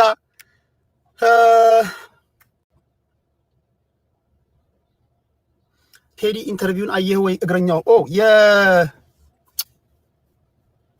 የሰውየውን ኢንተርቪው አየው። ትናንትና ከዮኒ ማኛ ጋር በነበረን ቆይታ ገለቴ ቡርቃ በከተሜው አጠራር ሸዋሸዋ ተሰርታለች ብዬ ግራ ቀኙን አይቼ መጀመሪያ ታስታውሱ እንደሆነ ገለቴ ቡርቃ እንዲህ ተደረገች ብዬ ግማሹን እስክሰማ ድረስ ለጊዜው ልናገር የምችለው እኔ ብዙ ጊዜ የምናገረው እንደዛ ነው። ለመናገር የአንድ ወገን ብቻ ሰምቼ አልፈርድም። ከድሮም ጀምሮ ያለኝ ባህሪ ነው። ሚዲያ ላይም ስትሰሩ አንድ ሰው አይኔ ጠፋ ብሎ እያለቀሰ ቢነግራችሁ አትፍረዱ። ምናልባት የሌላኛውን ሰው ሁለት አይን አጥፍቶ መጥቶ ሊሆን ይችላል። ስለዚህ አንተ ሌላኛውን ሰው እየተከሰሙ ድረስ 50% መያዝ አለባችሁ በሚለው አምናለሁና ገለቴን ሰምቼ 50% የራሴን እንትን ይዤ ነበረ። ሰውየው ኢንተርቪው እስኪደረግ ድረስ ሰይፉ ፋንታውን ባላንስ አድርጎ ሰውየውን ማቅረቡ በጣም ሊያስወድሰው ሊያስመሰግን የሚገባ ነገር ነው። ያን ካየው በኋላ ግን ከግራም ከቀኝም ስለሰማሁኝ አሁን መናገር እችላለሁ በሚል የመሰለኝን ፍርድ ሰጥቻለሁ። በፍርዴም ገለቴ ቡርቃ ሸዋሸዋ የተሰራች ይመስለኛል፣ አድቫንቴጅ የተወሰደባት ይመስለኛል ብያለሁ። ያን ያልኩበትን አሁን መድገም አይጠበቅብኝም፣ ትናንት ስለደገምኩኝ ማለት ነው። ከዛ በኋላ የተቆራረጡ ቪዲዮዎችን ብዙዎቻችሁ ልካችሁልኛል። ሰውየው ጥርሱ የፊት ጥርሱ 3 ነው 4 እንደወለቀና እዚህ አካባቢ እንደበለዘ የሚያሳዩ ቪዲዮዎችን ይሄን አይተዋል፣ ይሄን እስኪ ይሄው ምናምን ብላችሁኛል።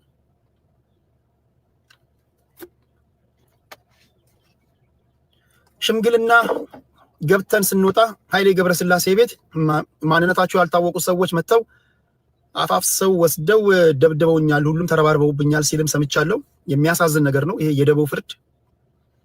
ይሄን አልደግፍም። የደቦ ፍርድ ህግ ባለበት ሀገር ላይ ተበዳይ ጥፋተኛ ከሆነ ወደ ፍርድ ቤት መውሰድ ነው እንጂ አንተ ፍርድ የመስጠት ሰው የመምታት መብት የለህም። የመጀመሪያው ነገር ያ ባለመሆኑና ሰውየው በመደብደቡ አዝናለሁ። የኔ ትንታኔ ግን ይሄን ካልኩኝ በኋላ ይሄን ያደረጋችሁ ሰዎችም ትክክል አይደለም። ይሄን ካልኩኝ በኋላ ግን ሰውየው እኔ ያየሁት ትዳር ላይ በነበረበት ሰዓት ትዳሩን ለመፍታቱ ያቀረበው ማሳመኛ ነጥብ አላሳመነኝም ያሉት። ምክንያቱም የተጋቡት በቸርች ነው። ህግ ባለበት ስትል ሰማው ልበል። ያ ህግ ባለበት ሀገር ያው እሱም ህጉን አመስግኗል አይደል? ተነስቶ ነው እንደውም በጭንቅላቱ ቆሞ ነው ማመስገን የቀረው እንጂ ህግ እንዳለ አምኗል። ህግ እንዳለ አመስግኗል። አላየህም እንዴ? በክርስትና ውስጥ ያላችሁ ሰዎች እኔ ከእናንተ በላይ አላውቅም። ነገር ግን መጽሐፍ ቅዱስ ሚስታችሁን ወይ ባላችሁ ልትፈቱ የምትችሉት በምን ምክንያት ነው ይላል? ከተጋባችሁ፣ በቸርች ከተጋባችሁ።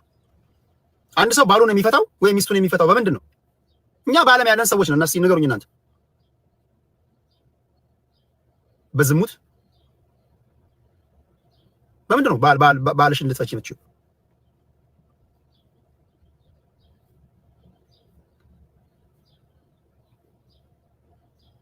ያ ወይ ሲሞት ወይ ዝሙት ሲሰራ፣ እሱም ሚስት ዝሙት ሲሰራ ካገኘ የፍቺውን ጽፈህ መስጠት አለበት። ያልፈታቸዋን የሚያገባ አመንዝራ አድርጋታል ይላል የእግዚአብሔር ቃል። እንግዲህ እናንተ እንግዲህ በእግዚአብሔር ቃል የተጋባችሁ ሰዎች የእግዚአብሔርን ቃል የምትጠቅሱት ዝም ብላችሁ ለሚዲያ ምናምን መሆን የለበትም፣ ኖራችሁ ማሳየት አለባችሁ። ስለዚህ እኚህ ሰዎች የተጋቡት በቸርች ነው። ከዛ ነው የተነሳሁት እኔ። በቸርች ከተጋባ ሚስት ካልዘሞተች በስተቀር ለምንድን ነው መጥፈታት? አታላይ ነበርክ ማለት ነው። በቃ ሳንቲ ያላት ምናምን ብለህ ሳንቲዋን ልቀባበል ምናምን ብለህ ነው የገባኸው ማለት ነው። ወይም ይሁንቷን እስክታገኝ ድረስ ዝም ብለህ የቸርች ሰው መስላል፣ ተጎዝጉዟል ምናምን፣ አሜን በል ሲሉ አሜን ብለሃል፣ እልል በል ሲሉ እልል ብለህ ምናምን ገብተሃል። መጨረሻ ላይ በቃ ላሽ ብለሃል ማለት ነው። ከዚህ ነው የተነሳሁት። ትዳር ላይ ያለ ቤት ውስጥ ወንድ አስገብታ አስደብድባው ከሆነ ኦኬ፣ እሱ ሌላ ነገር ነው። እንዲህም ሆነ አስደብድባህም እንደዚሁ ፍትህ አይልም፣ አልተጻፈማ። የሆነ ሆኖ ግን ከንግግሩ እንደተረዳሁት እቺ ሴት ቤቶች ነበሯት፣ መኪና ይሸጣል ይለውጣል። የእሱ 50% አለ። የእሷን 50% በተለያዩ አጋጣሚዎች ከሀገር እየወጣች የምትሰራ ሴት ስለሆነች ጊዜ ስለሌላት የእሷን 50% ባሌ ነው ብላ ሰጥተዋለች። ምን አባት ትፈልጋለህ? ዛሬ አይደለም የእሷን ንብረት 50%ቱን በአንተ ስም ታደርግ ይቅርና አንተን ራሱ የምትመዘግብ ሴት ነው እኮ በብዛት ያለችው እቺ ሴት። ያንተን 50% እንዳለው ነው እንደገና የሷን 50% ሰጣ በወር ውስጥ 2 ጊዜ 3 ጊዜ ብቻ የምታገኛት እየሮጠች ትሬኒንግ ላይ ረፍት ላይ ያለች ሴት እንደው ገላመጠችው ቦስ ሆነችበት ምናምን እንኳን እንዳይባል በወር ምናልባት የምትቀመጠው ሴት ቤቷ ውስጥ 10 ቀን 2 ቀን 3 ቀን ሊሆን ይችላል። 20 ቀን እየሄድክ እየሸጎርክ ምናምን እየመጣ እዚህ ጋር ጨዋጫዋ እየተጫወትክ ምንም አታርፍ ምናምን በቃ የገጠር ሴት ናት እኔ ከተማ ቀመስ ነኝ ምናምን ብላ አስቀምጠ እዛ ጋር ውሽማ አስቀምጠ እንደፈለክ ይሄንንም ችላ አይመስለኝም። ፌር መሆን አለብና ከንግግራቸው ሰማ እና አሁን ለምሳሌ እኔ እህቴ ብትሆን እንደዚህ አይነት ዳር ውስጥ አልገባም። ግን እህቴ እንደዚህ በቂጧ አስቀምጣ ስትሄድ እንደው ዝም እልሃለሁ እንዴ? አልገባም። ግን እሷም እንዳትበድለ ምናምን እንትን እላለሁ። እንዲህ ሐላል ላይ በቂጧ አስቀምጣ ስትሄድ ዝም እላለሁ እንዴ? አራዳ ምናምን ተጫወተ ማንም ዝም አይልም ብለህ ፌር መሆን አለብህ። ሁለተኛ የቤት ራስ አድርጋለች እቺ ሴት ንግስት ኢሌኒ ጃንደረባውን በሀብቶቿ ላይ በገንዘቦቿ ላይ ሁሉ እንደሾመችው አትሌት ገለቴ ቡርቃ ኢዳው ያው አንሳ ፖሊታ ሜላዳ ሹፌር የነበረው ሰውዬ በሀብቶቿ ላይ በገንዘቦቿ ላይ ሾመዋለች። እግዚአብሔር 7 ጊዜ 7 ይባርከኝና አሜን በል ይባርከኝ። እሳት የላስኩኝ ሰባኪ የሚገባኝ ሰውዬ ነው። እዚህ ምን አዝሮ እንዳመጣኝ አላውቅም። ቲክቶክ ላይ ተገኘሁት። ሰው ከተሾምክ እቺ ሴት ያውም ደግሞ ታከብራለች። የተመታው እኮ ከዛ በኋላ ነው እንኳን በሱ ጉዳይ ላይ ትክክል አይደለም። ግን ዱላው የመጣው እኮ በቂጡ አስቀምጣ ስትሄድ ነው። እና ሰይጣን ራሱ አይመታም እንዴ? አንተ ዝም ብለህ እንደዚህ ያለች የዋ ሴት በቂጡ አስቀምጣ ስትሄድ እንደው ሰይጣን ራሱ እኮ ዝም ብሎ ይመታል ከመሬት ተነስቶ ምንም አታውቅ ሴት አራዳ ነኝ ምናምን ብለህ ማለት ነው። እቺ ሴት ምንድን ነው ያደረገችው? ሜቢ የማረጅ ችግር ሊኖርባት ይችላል። ላትወልድ ትችላለች። ባትወልድስ እግዚአብሔር ቃል ፍታ ይልሃል። አብርሃም እኮ ሳራን እኮ እስከ 90 ዓመት ድረስ ነው ታግሷታል እኮ። መጨረሻ ላይ ሳራ እንኳን ለአብርሃም አዝናላት እስኪ ሶራ ጋር ግባ ብለዋለች አይደል? እስኪ ሞክር። የ99 ዓመት ስትሆን ነው እግዚአብሔር ታምር የሰራው። ኦኬ እቺ ሴት ላትወልድ ትችላለች። አንተ ግን ሄደህ ምክንያቱም የባዮሎጂ ክሎክ ስለማይዝ እሷ የባዮሎጂ ክሎክ ስላለባት 3 ልጆች ወልዳል። ገለቴ ቡርቃ ግን ልጆች የላትም። ሁለተኛ ገለቴ ቡርቃ አትሌቷ ማለት ነው 19 አጋር ጋር ያልኩት አንዳንድ ቃላት ስገድፍ ደስ የሚለኝ ነገር ጀማሪ ሰባኪዎች ያርሙኛል። እግዚአብሔር ይባርካችሁ። ይወጣሉ ከብዙ ቦታ ላይ እግዚአብሔር ይባርካችሁ። የሆነ ቸርች ፕላንት አድርጋችሁ መስበክ ምናምን ጀምሩ። የራሳችሁ ቸርች ፕላንት አድርጉ። እድል አላገኙ ማለት ነው። አሲስታንት ፓስተሮች ምናምን ያርሙኛል አንዳንድ ጥቅስ ምናምን ቨርስ ስገድፍ ማለት ነውና ጥሩ ነው። እሺ ቁም ነገር ጀስት በኖርማል አእምሯችሁ ብታስቡ እቺ ሴት አንደኛ 1997 ላይ ነው ያገባችው። 1997 ማለት ገለቴ ቡርቃ ፕራይም ታይም ላይ ነበረችበት ሰዓት ላይ ነው። ኦኬ ፕራይም ታይም ላይ እንኳን ባትሆን ወደ ውጭው ዓለም ለመግባት የተንደረደረች ያለች ሴት ናት። አፍሪካ መካከለኛ ርቀት ላይ ሮጣለች፣ ረጅም ርቀት ሮጣለች፣ ኢን ኤንድ አውት አድርጋለች፣ ዩሮፕ ትሄዳለች። 1997 ላይ አፍሪካ እየወጣ እንኳን የምትጫወት የምትሮጥ አትሌት ከሆንክ ሳንቲ አለ። እሱ የዛን ጊዜ የት ነበር? አሁን እኮ የሰውዬ በምንም እኮ ለትንታኔም እንዳይመች ነው። ገለቴ ቡርቃ ሳንቲ በነበራት ሰዓት ላይ ነው ከኤርፖርት ይቀበላት ነበር፣ ያደርሳት ነበር፣ የወስዳት ይመልሳት ነበር። ዘንድ ባህሪው ተመችቷት ምስኪን ናት፣ አገባችው። ያላትን ነገር እውቅናዋን ይዛ ነው ወደ አንተ የመጣችው ሴት። ትክክለኛ ፍቅር አለባት። በነገር ላይ የዝሙት መንፈስ ያለባት ሴት ካልሆነች በስተቀር ሴት ልጅ በተፈጥሮዋ ዝም ብላ እግሯን አትከፍትልህ። የዝሙት መንፈስ ያለባት ሴት ካልሆነች በስተቀር ሴት ልጅ እግሯን ለመክፈት ላንተ በጣም ከባድ ነው። ዝም ብላ አትከፍትልህ። ወንድ ልጅ ቀላል ነው። ወንድ ልጅ በሄደበት ቦታ ሁሉ ዝም ብሎ ሱሪን ዝቅ ታደርጋለህ። አሁን እዚህ ጋር እያየው ነው በየነ ዝም ብለን ሱሪን ዝቅ የምታደርገው። ሴቶች እንደዛ ነው። እኛ እንደ ሴቶች እግሯን የምትከፍትብልህ ደረጃ ላይ ከደረሰች በቃ ራሷን ሰጥታለች ማለት ነው። እንግዲህ ከተሳሳትኩ ታርማለሁ። በዘርፉ ስፔሻላይዝ ያደረጋችሁ ተንታኞች ስሳሳት አርሙኝ። ገለቴ እሷነቷን ከሰጠች ሀብቷን ከሰጠች እናትህን እንደ እናቷ ከወደደች ካከበረችልህ ጥላት እንኳን ብትሄድ ለመሄድ እንኳን ብታሰብ እኮ የሆነ አመቻችታት ምናምን በማትጎዳበት ሁኔታ ነው እንጂ ሜዳ ላይ በቂቷ አስቀምጣ ትሄዳለህ እንዴ?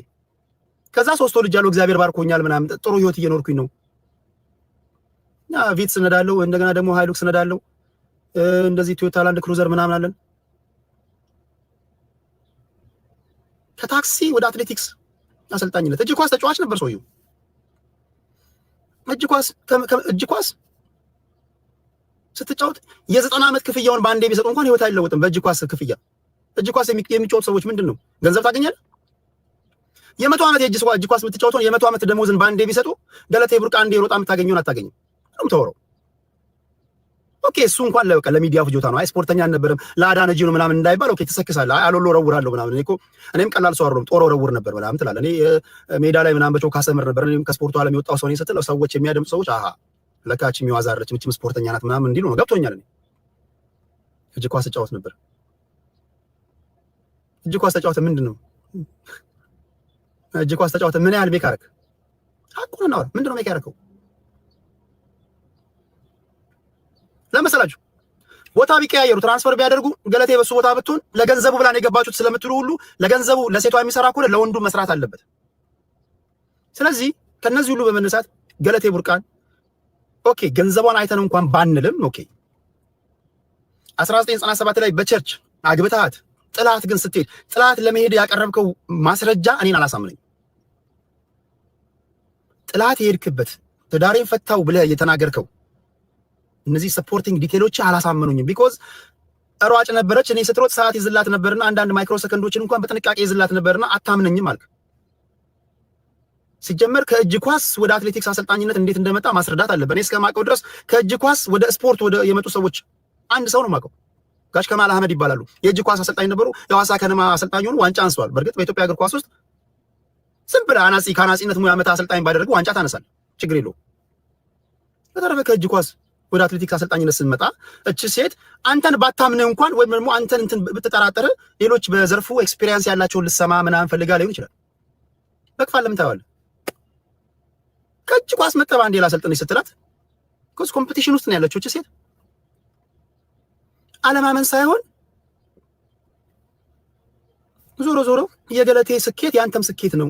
ኦኬ አትሌቶች አሰልጣኞችን ምናምን እስኪ እነሱ ላያቸው ምናምን በሚል ይመስለኛል ሆነ እንኳን ቢባል እንኳን ይሄ ሚስት ትዳር ለመፍታት ምክንያት አይሆንም። ይሆናል አይ ዶንት ኖ ምን አይነት ሃይማኖት ውስጥ እንዳላችሁ አላውቅም፣ ግን ይሄ ትዳር ለመፍታት ምክንያት ይሆናል።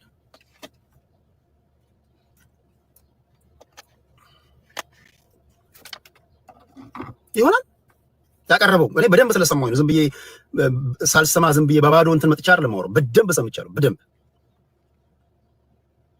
ሁለቱንም ሰምቻለሁ። ይሆናል ምን አለ አሁን አንተ እንደሰው በቃ በሴክስ አልተጣጣምንም አትልም? ብዙዎቹ በሴክስ አልተጣጣምንም ይላሉ። መፋታት ሲፈልጉ ነው እንጂ በሴክስ አይጣጣሙ ቀርቶ አይደለም። አንዳንዶቻቸው አሁን እኔ ይቀርመኛል 5-6 ልጅ ከወለደችልህ በኋላ 10 ዓመት በትዳር አብረህ ኖራ ከሷ ጋር መፋታት ስለፈለክ ብቻ በሴክስ አልተጣጣምንም ትላለህ። 5 ልጅ ወልዳለህ እና 5 ልጅ ወለደችልህ ታዲያ በምንድን ነው? በርቀት ነው? እንዲህ አይነት ምክንያቶች የሚያቀርቡ አሉ። ፍርድ ቤቱ በሴክስ አልተጣጣምንም ስትሉ አማራጭ የለም፣ ቶሎ ውሳኔ ስለሚሰጣችሁ ነው። ካልሆነ ሌላ አመክንዮ ካቀረባችሁ ተነጋገሩ፣ ሽምግልና ምናምን እያለ ስለሚያውቁ አይ ቲንክ ብዙ ሰዎች የሚመርጡት ለዛ ይመስለኛል። የሆነው ነው። ኢዳው ጋር ስንመጣ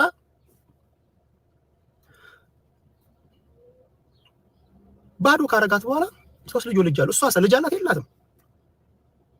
ልጆች ፌር መሆን አለባችሁ። ከማለት ፌር መሆን አለበት። አታሳዝን? ሁለተኛው ኬይ ስታይለኛ ላትሆን ትችላለች። ከገጠር የመጣች ሴት ናት። አለባበስ ምናምን አንዳንድ የዞር ስለ ከተማ ልጆችን ልታይ ትችላለህ ምናምን ብዙ ነገሮች ሊኖሩ ይችላሉ። ያም እኮ ታስተምራለህ። ለምሳሌ ዳናዊት የቀነኒሳ ሚስት ቀነኒሳን ካገባች በኋላ በብዙ መንገድ ቀነኒሳን ለውጠዋለች። ለምሳሌ ካሸነፈ በኋላ በፊት ቀነኒሳ እንዲህ ነበር የሚለው፣ ካገባችሁ በኋላ ዳናዊት እንዲህ ማለት ጀመረ ምናምን ማለት እንዲህ ነገሮች ታስተምራለች። ችግር የለውም። ሚስቶች ይገሩናል፣ እኛ ሚስቶችን እንገራለን።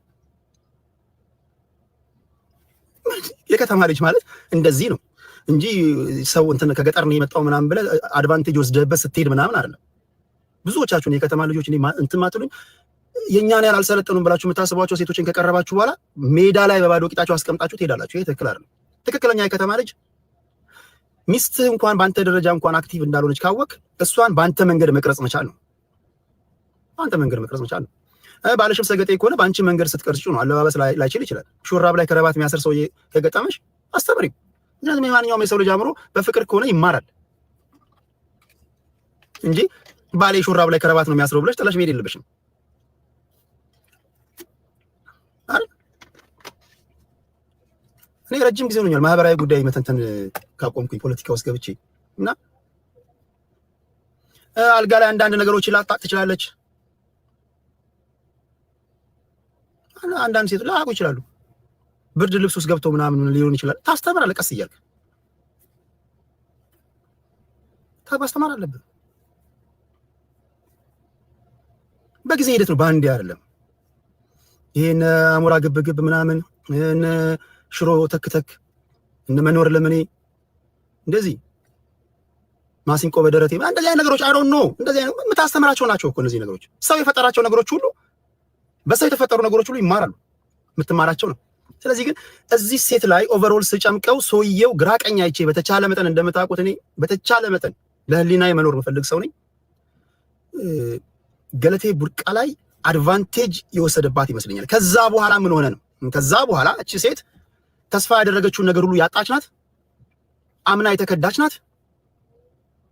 አስባል ነገ ከነገ ወዲያ ህይወቴ ነው የትዳር አጋሪ ነው ብለህ ሁሉ ነገር የሰጠው ሰውዬ ድንገት ባዶ ሜዳ ላይ ሲያስቀምጥ ፓኒክ ታደርጋለህ።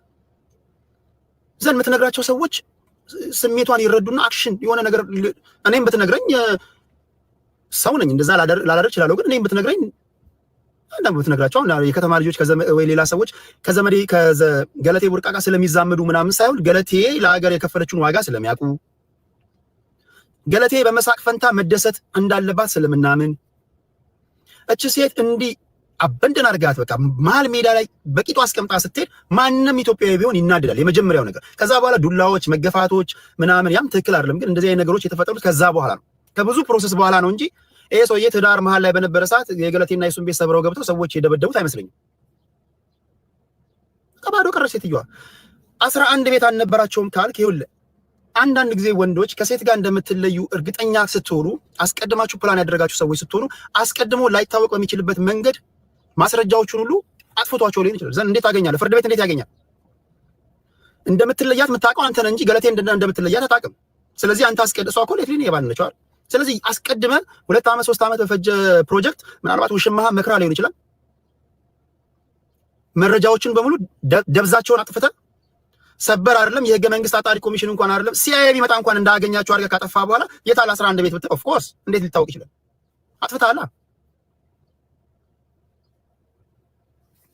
ቢኮዝ እንደምትለያት የምታውቀው አንተ ነህ። አንተ ነህ የፕሮጀክቱ ባለቤት እንጂ እሷ አይደለችም። እሷማ እየሮጠች እየመጣች ቤት ይሄን ልግዛ ስትላት እሺ እያለች መኪና ልግዛ ስትላት እሺ እያለች ምንም የምታውቀው ነገር የለም። ቢኮዝ ተስፋዋ አንተ ነህ። ባሌ ነው ብላለች። ልጆች እንወልዳለን ብላለች። እነ መሰረት ደፋር እኮ ከሷ ያልተናነሰ ከነ መሰረት ደፋር ያልተናነሰ ስም ያላት ሴት ናት። እነ መሰረት ደፋር ልጆች ወልዶ ሲያሳድጉ ቤተሰብ ሲመሰርቱ እቺ ቤቴን እያለች ያለ ልጆች የቀረች ሴት ቢያንስ አታዝንላትም። ስለዚህ አሁን ልነግርህ የምችለው በመጨረሻው ምንድን ነው ለህሊና ብለህ ልጆች አሉ ነገ ከነገ ወዲያ ልጆች ላይ መጥፎ ነገር አትዝራ። ሐቋ ነው ብለህ የምታስበውን ነገር መልስላት። ሐቋ ነው ብለህ ይሄ ነገር ይገባታል። እኔ ትውልዴ ላይ ልጆቼ ላይ መርገምትን አልዘራም። እችን ሴት በድያታለሁ። በነበረ ሰዓት ጠቅማኛለች። ክፉ ደግ አይተናል። ሽምግልና ሳይገባ እየሰማም ከሆነ የምታውቁት ካላችሁ እንደዚህ ነገሮች ገለቴ ይሄ አይገባትም ብለህ መልስላት። ሲደመር ደግሞ ለሀገር የከፈለችውን መስዋዕትነት ከግምት አስገብተን ሲሆን ከራስህም ካለ ማለት ነው ከራስህም ካለ በዚህ ደረጃ ስሟ በመነሳቱና በሳቀችበትና በተጨበጨበላት አደባባይ ላይ ማልቀሷን አይተህ ከራስህም ካለ ስጣት።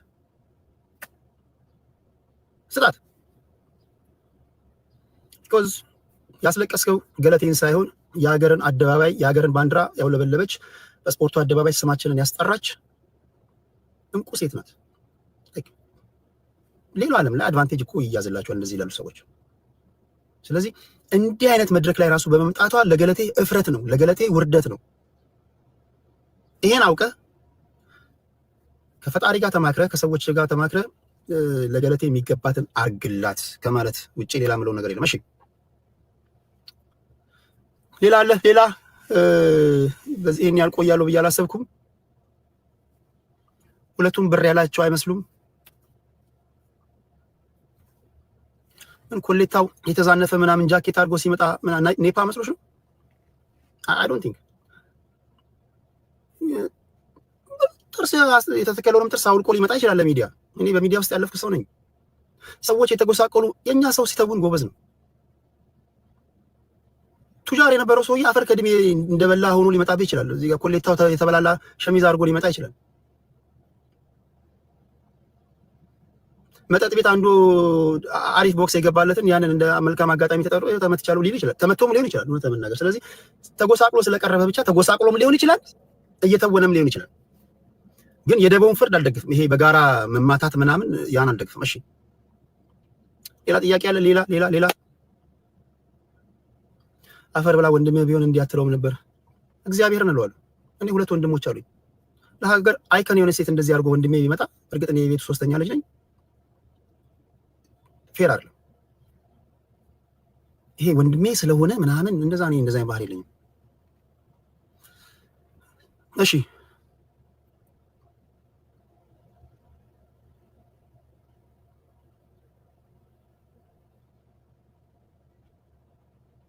በተረፈ የመጀመሪያውን ዙር ፍርድ ነው የሰጣሁት። እያደር የሚወጡ ሌሎች ነገሮች በትዳር ውስጥ በነበሩ ሰዓት ምናምን ብዙ ነገሮች ካሉ እንደ ሁኔታው ላስተካክል እችላለሁ። ለጊዜው ግን በመጀመሪያ ዙር ላይ የታዘብኩት ግራ ቀኙን አይቼ የታዘብኩት ይሄንን ነው። የዮኒ ቴንኪው ቡካ ቴንኪው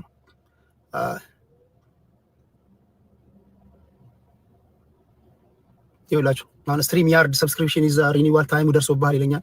ዩቲዩብ ላይ ስትሪም ያርድ ማስተላለፍላችሁ በአመት $650 እየከፈልኩ ነው። ስትሪም ያርድ የምታውቋላችሁ?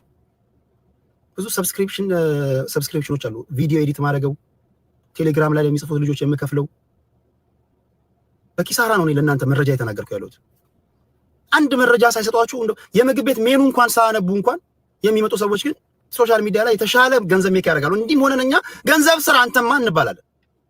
አፈጣተኝ ብትችል እዚህ ጋር ያሉ ጋለሪዎችን ሙላ። በጣም እኮ የተገላቢጦሽ ዓለም ላይ ነው የምንኖረው እኮ። እኔ እንጃ እኔ እንዴት ያለ ነገር ነው። ቴንኪው ሳሚያችን። ዙሩ ከሯል። ምንም በሄድንበት የነካነው ነገር ሁሉ ወጪ ሆኖብናል። ወጪ ነው። እዚህ ጋር የስትሪም ያርድ ሰብስክሪፕሽን አልቋል መክፈል አለብህ ይለኛል። እዛ ጋር ቴሌግራም ክፈል ይለኛል። መክፈል ባትችል እንደው ዝም ብለህ ቴዲ አመት ያደርስልኝ ምናምን በል፣ ወይ አመት ሳይሆን ቸሩ መድኃኒዓለም ይስጥልኝ ምናምን በል። እንደዛ እያልክ ለፍ። እንደምታውቀው እኔ የተዝረከረኩ ለማኝ አይደለም፣ ቀብራራ ለማኝ ነኝ። ብቸኛው ሰው ነኝ። ራሴን ቀብራራው ለማኝ አልኩ። ኩሩ ለማኝ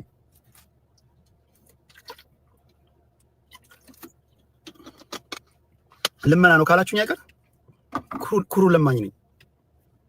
እሺ ሌላ ጥያቄ አለ? እዚህ ጋር ጊፍት ጋለሪ በእናንተው ምክር ሀሳብ እንደዚህ አይነት ነገሮች ይኖሩ። እኛ ሚዲያን ሰፖርት ማድረግ የምንችለው በምንድን ነው ስላላችሁኝ፣ ያው እንግዲህ ጊፍት ጋለሪ አስቀምጠና አንድም ቀን ሞልቼ አላውቅም። አሮን ነው እኔ እንዴት እንደሆነ አላውቅም። ባለሀብቱ ሁሉ በቃ የሴት ልጅ ዳሌ ምናምን ሲያይ ነው የሚያዘንበው አሉ። እንግዲህ ዳሌ አናሳይኛ። እኔ ተንከባለሉትኝ አንከባለን። ውሃ እርጭና እንደዛ ከሆነ አላደርግ። እንዴት ያለ ነገር ነው? እሺ እንዴት ነው የምናደርገው?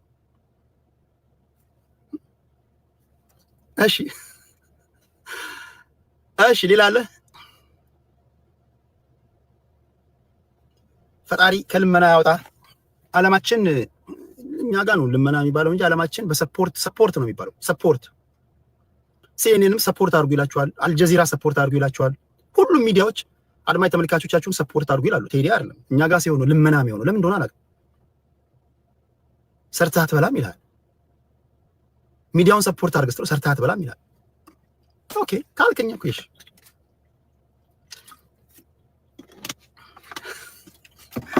እሺ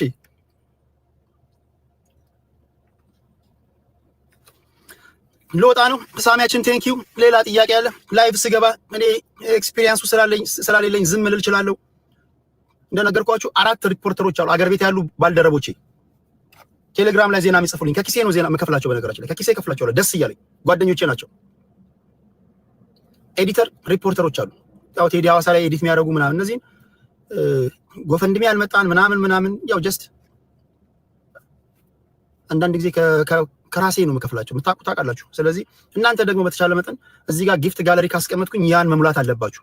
ይሄ ዶን ሌመን ነገርኳችሁ ከነ ዶን ሌመን እና ካርልሰን ትላንት ፎክስ ኒውስ ላይ ነበሩ፣ ትላንት ሲኤንኤን ላይ ነበሩ ጋዜጠኞች፣ ዛሬ ቲክቶክ ላይ መጥተዋል። ጊፍት ጋለሪ እያስሞሉ ነው።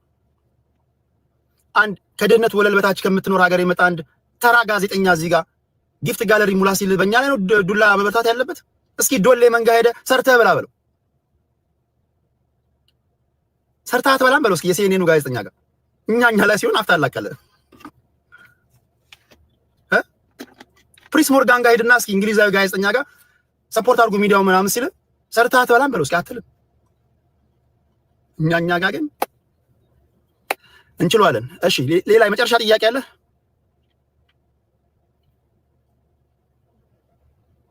ዘ ሲኤንኤን ጋይዝ ሪች ነው። ግን ዶን ሌመን አይቼው ሰርፕራይዝድ፣ በጣም ነው ሰርፕራይዝ የሆንኩት። ዶን ሌመን በጣም የሚገርም ጋዜጠኛ ነበር ሰውዬ። ቤትሻዬ ቴንክ ዩ። ቤቴን ተመልክቷት። አሁን የዘውትር የቴዲ አዋሳ አጋዥ ናት። የዘውትር ስድብ እንኳን አስተካክለው የማይሳደቡ ሰዎች ናቸው እኮ ቲክቶክ ላይ ገንዘብ እየሰሩ ያሉት። ከስድብ አኳያ እንኳን አስተካክለው የማይሳደቡ ሰዎች። ስድብ እኮ ድሮ ቀረ። እዚህ አሁን እኮ ዘንድሮ እኮ የመጣብህ ነው ከስድብ አኳያ። ስድብ ምናምን እንዳትሉ አስተካክለው እንኳን አይሳደቡ። እንኳን ያነበበ ሊያካፍል እንኳን መረጃ ሊሰጥ ይሁን። እሺ ሌላ አለ? ከሲኤንኤን ሲባረር $24 ሚሊዮን ነው ካሳ የተሰጠው። ያ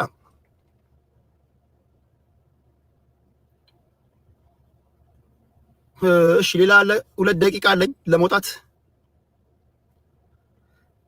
2 ደቂቃ አለኝ። ባንዳ እኔ ለእውነት ለመናገር ይሄ ለጊፍት ምናምን ብዬ አንድ ነገር ማወቅ ያለባችሁ መርህ አልጥስም። ይሄ ለጊፍት ብዬ ምናምን በታምር የመንግስት ሰዎችን ብቻ ቤቴ እያስገባው አላወያይም። አንድ ወገን ብቻ ወይ ፋኖ እያስገባው አላወያይም፣ ወይ ኦነግ እያስገባው አላወያይም። ሁሉንም ለሁሉም እኩል ነው፣ ሚዛናዊ የሆነ መድረክ ነው የምሰጠው እንጂ ምን እኔ ሰግጬ የኔን ያህል ሩቡን እንኳን ልሰገጥ ብል የኔን ያህል ሩቡን እንኳን ቅልጥፍና የላቸውም አብዛኞቹ ልሰገጥ ምን ይከለክ ምን ጭንቅላት አይጠይቅም። ምን ይጠይቃል? ቃሪያ እየበላው እዚህ ጋር ምናምን መንከባለል ምናምን ይከብዳል። ቃሪያ እየበላ ወሽሩም እየሄድክ የወሽሩም ውሃ እየጠጣ ምናምን ጭንቅላትን እንትን እያልክ ምናምን ምን ይከብዳል? ግን አንድ ነገር እያያችሁ መግባት ያለባችሁ እኔ ለጊፍት ምናምን ብዬ በተአምር መርህ አልጥስም።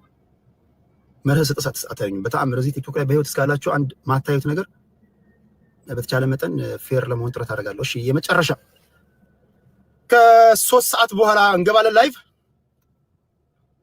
እንደሱ ሳይሆን ኢትዮጵያ ትፍረስ የሚል ሰው ለምን ታስገባለህ? ትክክል ካሌባ፣ እንደዛ ትክክል። እንዲህ ያሉ ሰዎችን መከልከል አለብኝ። ቢኮዝ ብዙ ሰዎች ሊሰማቸው ስለሚችል እንደዚህ አይነት ነገሮችን ማስገባት ተገቢ አይደለም። እሱ ልክ ነው፣ መስተካከል አለበት። ያ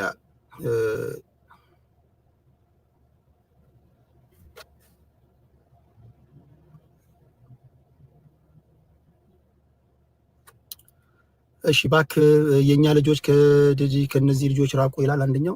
መጀመሪያ ከችግርህ ራቅ፣ ከሚያሳድድህ ምናምን ከችግር ከቤት አከራይ ምናምን ራቅ። ከኔ ለምን ትርቃለህ?